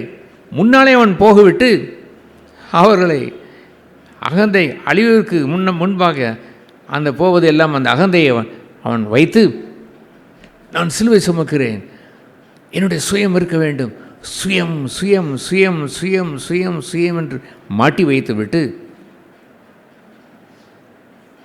அவர்களுக்கு வருகிற டேஞ்சர் என்னவென்று தெரியுமா? பிறரை மறக்கும்படி செய்து விடுவார்கள். ஒரு வீட்டில் நான் பார்த்தேன், ஒரு வீட்டில் இருக்கக்கூடிய ஒரு மனைவி, அவள் சுயந்தான், சுயத்தை நான் ஒடுக்க வேண்டும். கணவனை பார்த்து முறைத்து பார்க்கிறாள், என்ன போல சொல்லிக் கொள்கிறாள். கடைசியில் உள்ள வாசம் என்னவென்று சொன்னால், நான் என் சுயத்திற்கு நான் விடமாட்டேன், அறைந்து நான் வாழ வேண்டும் என்று அவள் சொல்லுகிறாள். இது என்ன வேடிக்கையாக இருக்கிறது? கணவனோடு அன்பாய் இல்லை, கணவனோடு சிநேகமாய் வாழவில்லை, கணவனை அவமதித்து பேசுகிறாள். அவள் தன் சுயத்தை நான் வெறுக்கிறேன் என்று சொல்கிறாள். இது என்ன கொடுமை? ஒரு மனுஷன் கிறிஸ்துவனுடைய சிந்தையை விட்டு அகலச் செய்வதற்கு பிசாசானவன் சிலுவையை பயன்படுத்துகிறான். சுயத்தை சிலுவை அறைகிறதை அதை வைத்து பயன்படுத்தி சுயம் சுயம் என்று வைத்து தனக்கு சொந்தமானதை கட்டிப்பிடித்து அணைத்து வாழும்படி செய்துவிட்டு போய்விடுகிறானே பாருங்கள். That's a very dangerous thing. There are so many groups like that. நாங்கள் சுயத்தை வெறுக்கிறோம் என்று அவர்கள் கணவனை குறித்து அக்கறைப்பட மாட்டார்கள். குடும்பம் கட்டப்படுவதற்கு தன் கணவன் சபைக்கு வந்திருக்கிறான் என்று பார்ப்பதில்லை, தன்னுடைய மகன் இருக்கிறான் பார்ப்பதில்லை, தன்னுடைய பிள்ளைகள் இருக்கிறாள் என்று பார்ப்பதில்லை. சுயம், நான் சரியாக இருந்தால் போதும் என்பதை போலவே வாழ்ந்து கொண்டிருப்பது சரிதானா? இஸ் தி கிரைஸ்ட் சர்ச் கிறிஸ்துடைய சபைதானா? கிறிஸ்துடைய குடும்பம் தானா? கிறிஸ்துடைய குடும்பத்தில் கட்டப்பட்டவர்கள் பிறரை குறித்து அக்கறைப்பட்டிருந்திருக்க வேண்டாமா? பிறரை விட்டு விட்டார்கள். சுவிசேஷம் கூட அறிவிப்பதில்லை, பிறருக்கு சென்று சுவிசேஷம் அறிவிப்பதே இல்லை. நான் பார்த்துருக்கிறேன். அந்த அது போன்ற ஜனங்கள் நாம் போய் எங்கே சுவிசேஷத்தை அறிவிப்பது, எனக்கே சுயம் நிறைய இருக்கிறது என்று சொல்லிக்கொண்டே திரிவார்கள். பிசாசானவன் அந்த நாட்களில் பாவத்தை விட்டு மூட்டையை கலைந்து போட்ட அந்த கிறிஸ்தியானை போல அவர்கள் அங்கே கலைந்து போட்ட பிறகு பிசாசானவர் முதலே சுயம் என்ற ஒரு பெரிய பாரத்தை வைத்து இதிலேயே அமிழ்ந்து செத்து போய் நீ நடந்து கொண்டே திரி என்று விட்டு வைத்து விடுகிறான். They don't bother about the others. பிறரை குறித்து அக்கறைப்படுவதே இல்லை. தன் சொந்த மனைவிக்காக ஜெபிக்காத இருக்கிறார்கள், சொந்த கணவனுக்கு ஜெபிக்காதவர்கள் இருக்கிறார்கள், தன்னுடைய மகனுக்காக தன்னுடைய பிள்ளைகளுக்காக பேர பிள்ளைகளுக்காக ஜெபிக்காத இருக்கிறார்கள். என்ன வாழ்கிறார்கள்? சுயத்தை ஒடுக்க வேண்டும், அறைய வேண்டும். சுயத்தை சிலுவையிலே அறைய வேண்டும், ஒடுக்கிவிட வேண்டும் என்று அவர்களை கவிழ்த்து போட்டு விட்டானே. அவர்களுக்கு முன்னாக ஒன்றைய ஆவிக்குரிய தன்மையை வைத்துவிட்டு வீழ்ச்சியை கொண்டு வந்து வைத்து விட்டான். பிறருக்கு உலகமெங்கும் போய் சுவிசேஷத்தை அறிவியுங்கள் என்று சொல்லி அந்த ஒரு பங்கை இழந்து போய்விட்டார்கள். they are not filled with the good news. நற்செய்தி என்ற அந்த நற்செய்தி பெறவில்லை. நற்செய்தி அறிவித்திருந்தால் அந்த நற்செய்தி அவனுக்கு பதிலுக்கு வாழ்க்கையிலே நற்செய்தியை உண்டாக்கி வைத்திருக்கும். கொடுத்திருந்தால் அந்த அளவின்படி அதிகமாய் அவனுக்கு அளக்கப்பட்டு இருக்கும். அதெல்லாம் அவர்கள் செய்யாமல் சுயம் என்ற சின்ன வட்டத்திற்குள் தள்ளி வைத்து விட்டு முள்ளும் குறுக்கும் நிறைந்த உலகத்தில் அவனை தள்ளி வைத்து ஆதாம ஏவாளும் கீழே தள்ளப்பட்டு போய்விட்டார்கள். அந்த ஏவாள் அந்த பழத்தை வாங்கின அந்த சமயத்தில் தன் கணவனை விசாரித்தாளா? தன் கணவனை குறித்து அவளுக்கு அக்கறை உண்டா? தானே வீழ்ச்சி விட்டோம் இருந்தவுடன் அவனும் வீழ்ச்சி அடைய விட்டும் என்று தான் எண்ணினாலே அந்த அண்ணனியால் வீழ்ச்சி அடைந்தவுடனே சப்பீராள் அவனை அதே பாதையில் போவதை போல் விழுவது சரிதானா? அவனை மீட்க வேண்டாமா? இவளை மீட்க வேண்டாமா? என் பிள்ளைகளை மீட்க வேண்டாமா? அதுபோன்று பிறர் என்ற அக்கறையே இல்லாமல் வாழ்வது சரிதானா? நான் சரியாக இருக்கிறேன் என்று சொல்லிக்கொண்டு என்னுடைய சுயம் அதை நான் அறிக்க வேண்டும் என்று எண்ணிக்கொண்டிருக்கிற பெரும் கூட்டத்தார் கொஞ்சம் இருக்கத்தான் செய்கிறார்கள். அவர்கள் சுவிசேஷம் இன்னதென்று அறியார்கள். தன் பிள்ளைகள் எக்கேடு கெட்டு போனாலும் அதை குறித்து அக்கறைப்படுவதில்லை. சுவிசேஷம் என்று சீசத்துவம் என்ற பெயரிலே தகப்பனையும் வெறுக்கிறேன் என்று சொல்வார்கள், பிள்ளைகளை வெறுக்கிறேன் என்று சொல்வார்கள், பிரிவினை கொண்டு வந்து வைப்பார்கள். பிறரை குறித்து அற்புதமான இந்த களங்கமற்ற அந்த சுவிசேஷனுடைய கடமையை அவர்கள் இழந்து போய்விட்டார்களே. அது ஏன் தெரியுமா? அவர்கள் கிறிஸ்தனுடைய அந்த மனத்தாழ்மையை கற்றுக்கொள்ளவில்லை. அவருடைய வாழ்க்கையிலே தங்களையே எண்ணுகின்ற வீண் பெருமையும் அவருடைய செல்ஃப் அம்பிஷன் 14வது எழுதியிருக்கிறதை தன்னுடைய சுய நோக்கத்தையே நிறைவேற்றுவதற்கே மனதை வைத்து வாழ்ந்து விட்டார். லிவ் ஏ கிறிஸ்டியன் லைஃப், கிறிஸ்தவ வாழ்க்கை வாழ்கள். கிறிஸ்தவனுடைய வாழ்க்கை என்று சொல்வது பிறர் என்பது. அவர் குறித்து எழுதியிருக்கிற அகரம் என்று சொல்கிற ஆல்பபெட் என்று சொல்கிற முதல் பகுதி என்னவென்று சொன்னார்? தேவன் தன் ஒரே பிரான குமாரனை தந்தள்ளி இவ்வளவாய் எல்லோரும் ஒருவராது கட்டுப்பாமல் நித்திய ஜீவன் அடையும்படிக்கு இவ்வளவாய் அவரை தந்தள்ளினார் என்று இருக்கிறதே. அற்புதமான இந்த beautiful gospel it is demolish, அழிக்கப்பட்டு போய்விட்டது. தன் சொந்த பிள்ளைகளுக்கு கூட ரட்சிப்பை அவள் சொல்ல முடியவில்லை. தன்னுடைய பேர பிள்ளை ரட்சிக்கப்பட வேண்டும் என்று அவள் ஜெபம் பண்ணுவது இல்லை. அது ஏனென்று சொன்னால் சுயம், தனக்காக வாழ்கின்ற ஒரு வாழ்க்கை, தங்களையே வைத்து வாழ்கிறார்கள். அல்லது அந்த முதலாவது வசனத்தில் இருக்கிறதே போல கிறிஸ்துவுக்குள் யாதொரு ஆறுதல் அவர்களுக்கு இல்லை. கிறிஸ்துவனுடைய நொறுங்குண்ட வாழ்க்கையில் வாழவில்லை. வாழ்ந்தால் தானே ஆறுதலை அவர்கள் கொடுத்திருப்பார். பரிசுத்தாவினுடைய யாதொரு அன்பினுடைய தேர்தல் இல்லை. ஆவியின் யாதொரு ஐக்கியமும் அவர்களுக்கு சேர்ந்து வாழவில்லை. உருக்கமான பட்சமும் இறக்கமும் தெய்வத்திடமிருந்து சுபாவங்களை பெற்றுக்கொள்ளவில்லை. பின்பு எப்படி இவர்கள் கிறிஸ்துவனுடைய சிந்தைக்கு அவர்கள் பிரவேசிப்பார்கள்? இது வெரி சீரியஸ் திங். மிக அற்புதமான ஒரு காரியம், ஆனால் ரொம்ப சீரியஸான காரியம். நம்ம எல்லோரும் இதை பெற்றிருப்போம் என்று வைத்துக் கொள்ளுங்களேன். there's a celebration, the angels will come there. தூதர்கள் இங்கே வந்து நின்று இது போன்ற சபையில் மகிழ்ந்து பாடி துதைத்து கொண்டிருப்பார்கள். Here is the mind of Christ. Here is the mind of Christ. This sister has the mind of Christ. இந்த பிரதருக்கு கிறிஸ்துவனுடைய சிந்தை, அந்த பிரதருக்கு கிறிஸ்துவனுடைய சிந்தை. இவர்கள் தனக்கானதை சிந்திப்பர் அல்ல. அவருடைய சிந்தையை திறந்து பார்த்தால் full of others, மற்றவர்களை குறித்தே எண்ணுகின்ற எண்ணம் என்று இருக்கிறதே. குறைந்தபட்சம் உங்களுடைய மனைவி, உங்களுடைய பிள்ளைகளை கூட நீங்கள் அதை அக்கறைப்படாத ஒரு சிந்தையாக இருக்கும் என்று சொன்னால் அது என்ன? இது கிறிஸ்துவ வாழ்க்கை. முடிவை கேட்டால் நாங்கள் சுயத்தை இருக்கிறோம். சுயம், ஓன், அதை ஆங்கிலத்திலே அதை எழுதியிருக்கும் தனக்கானல் என்று சொல்லும் பொழுது their own self, தனக்கானதை தேடுகிறவர்களாய், அவர்கள் ஓன் சுயத்தை நாடுகிறவர்களாய் அவர்கள் போய் பிறரை மறந்து விட்டார்கள். பக்கத்து வீட்டுக்காரர்கள் கூட சுவிசேஷம் சொல்லுவதில்லை. வேலைக்காரர்கள் கூட சுவிசேஷம் சொல்வதற்கு அறியவில்லை. யாருக்காவது சுவிசேஷம் சொல்லுங்கள் என்று சொன்னால் அவளால் சொல்ல முடியவில்லை. பிறர் என்ற வாழ்க்கை, அந்த வாழ்க்கை மறந்து போவது சரிதானா? நான் ரட்சிக்கப்பட்டு 1968ஆம் வருஷம் ரட்சிக்கப்பட்ட அந்த 56 வருடங்கள் கடந்து 57ஆம் வருடத்தில் நான் போய் கொண்டு இருக்கிறேனே. அந்த அத்தனை வருடங்கள், அந்த நாள் தொடங்கி இன்று வரைக்கும் பிறர் பிறர் பிறர் என்ற வாழ்க்கையிலே எத்தனையோ ரூபத்திலே அதை வளர்ந்து, எத்தனையோ ரூபத்திலே பிறரை ஆசீர்வதிப்பதற்கு என் ஜீவியம் படர்ந்து போய் கொண்டிருப்பதை தானே நான் பார்க்கிறேன். நிறைவு பெற்றேன் என்று அல்ல, குறைபட்டவனாய் இருந்திருந்தாலுமே கூட, குறைவாய் செய்திருந்தாலுமே கூட செய்து கொண்டே இருக்கிறேன். பூர்ணமாய் அல்ல, பூர்ணம் குறைவாயிருந்தால் கூட செய்து கொண்டே இருக்கிறேன் என்ற ஒரு பகுதியை பெற்றிருப்பது எத்தனை பெரிய மகிழ்ச்சி. பூரண மகிழ்ச்சி கொண்ட அந்த வாழ்க்கையை நாம் பெற்றுக்கொள்ள வேண்டாமாம். அதை அபகரிப்பதற்கு தான் பிசாசானவன் ஏதேன் தோட்டத்திற்கு அவன் சென்றான். முள்ளும் குறுக்குமுள்ள வாழ்க்கையை தான் தெரிந்து கொண்டார்கள். அவர்கள் புசித்தது என்னமோ பழம், அது தேவன் தடை செய்த ஒரு பழம், மகிழ்ச்சியான ஒரு ருசியான பழம் போல் பகிர்ந்து கொண்டு வாழ்ந்து விட்டார்கள். சுயத்திற்குரிய அந்த பழத்தை வாழ்ந்து அவள் அழிந்து போனதோ முள்ளும் குறுக்குமான இடத்தை தெரிந்து கொண்டார்கள். தேவனுடைய சமூகத்தை விட்டு துரத்தப்பட்டு போனார்கள். தனக்காக வாழ்கின்றவன் என்னோடு இசைந்து நடக்க முடியுமா என்று கேட்டார். குளிர்ந்த குளிர்ச்சியான வேலையிலே நடக்கும் பொழுதெல்லாம் கூட வந்தார்களே இந்த இருவரும், இவர்கள் தங்களுக்காக வாழ்கின்ற எப்படி என்னோடு கூட நடந்து வர முடியும் என்று கண்டார். இருளுக்கும் ஒளிக்கும் சம்மதம் இது என்று கண்டார். தனக்காக வாழ்கின்ற ஒரு வாழ்க்கை தெரிந்து கொள்வது கிறிஸ்துவம் அல்ல. சகோதர சகோதரிகளே, you have to say Lord, I am not a Christian. அந்த நாட்களிலே என்னுடைய ஏர்லி டேஸிலே நான் ஆண்டோடத்தில் நான் சொல்லியிருக்கிறேன். ரட்சிக்கப்பட்ட ஆரம்ப நாட்களில் ஒரு சில வீழ்ச்சி வந்த பொழுதெல்லாம் Lord I not a Christian, நான் கிறிஸ்துவன் அல்ல, நான் மனம் திரும்பினேன் என்று கேட்டிருக்கிறேன். சேதான் சொல்லி பாருங்கள், ஆண்டவரே நான் பொய்யாயம் வாழ்ந்து விடக்கூடாது. I am not a Christian, why I behave like that, ஏன் இப்படி நடந்தேன் என்று நீங்கள் கேட்க வேண்டாமா?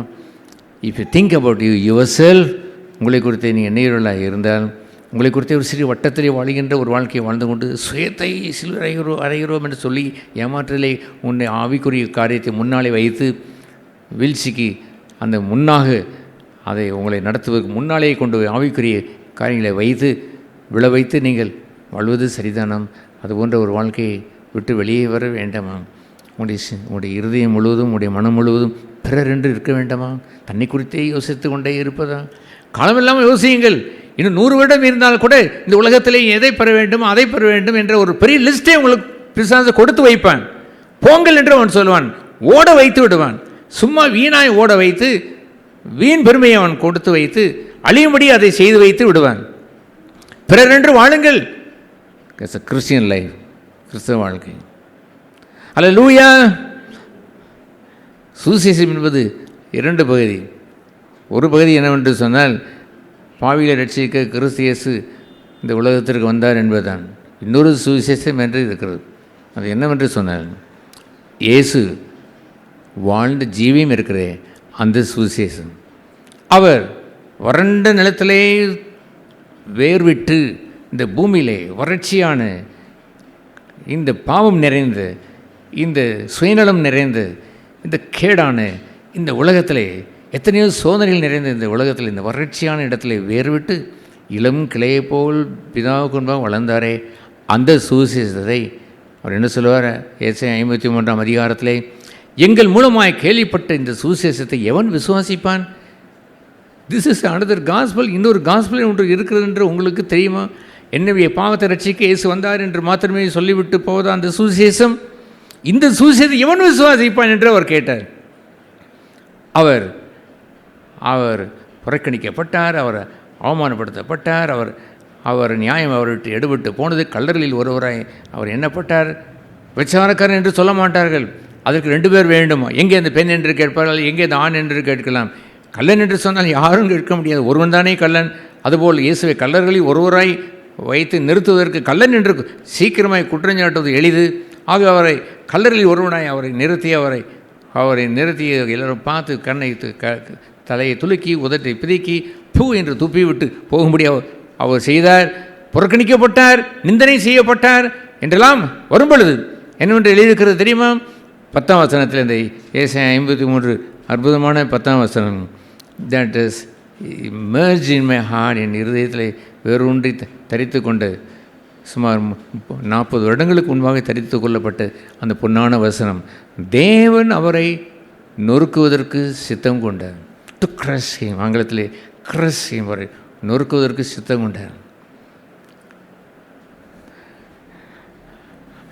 அல்லேலூயா. எனக்குள்ள ஒரு ஜெபம் உண்டு.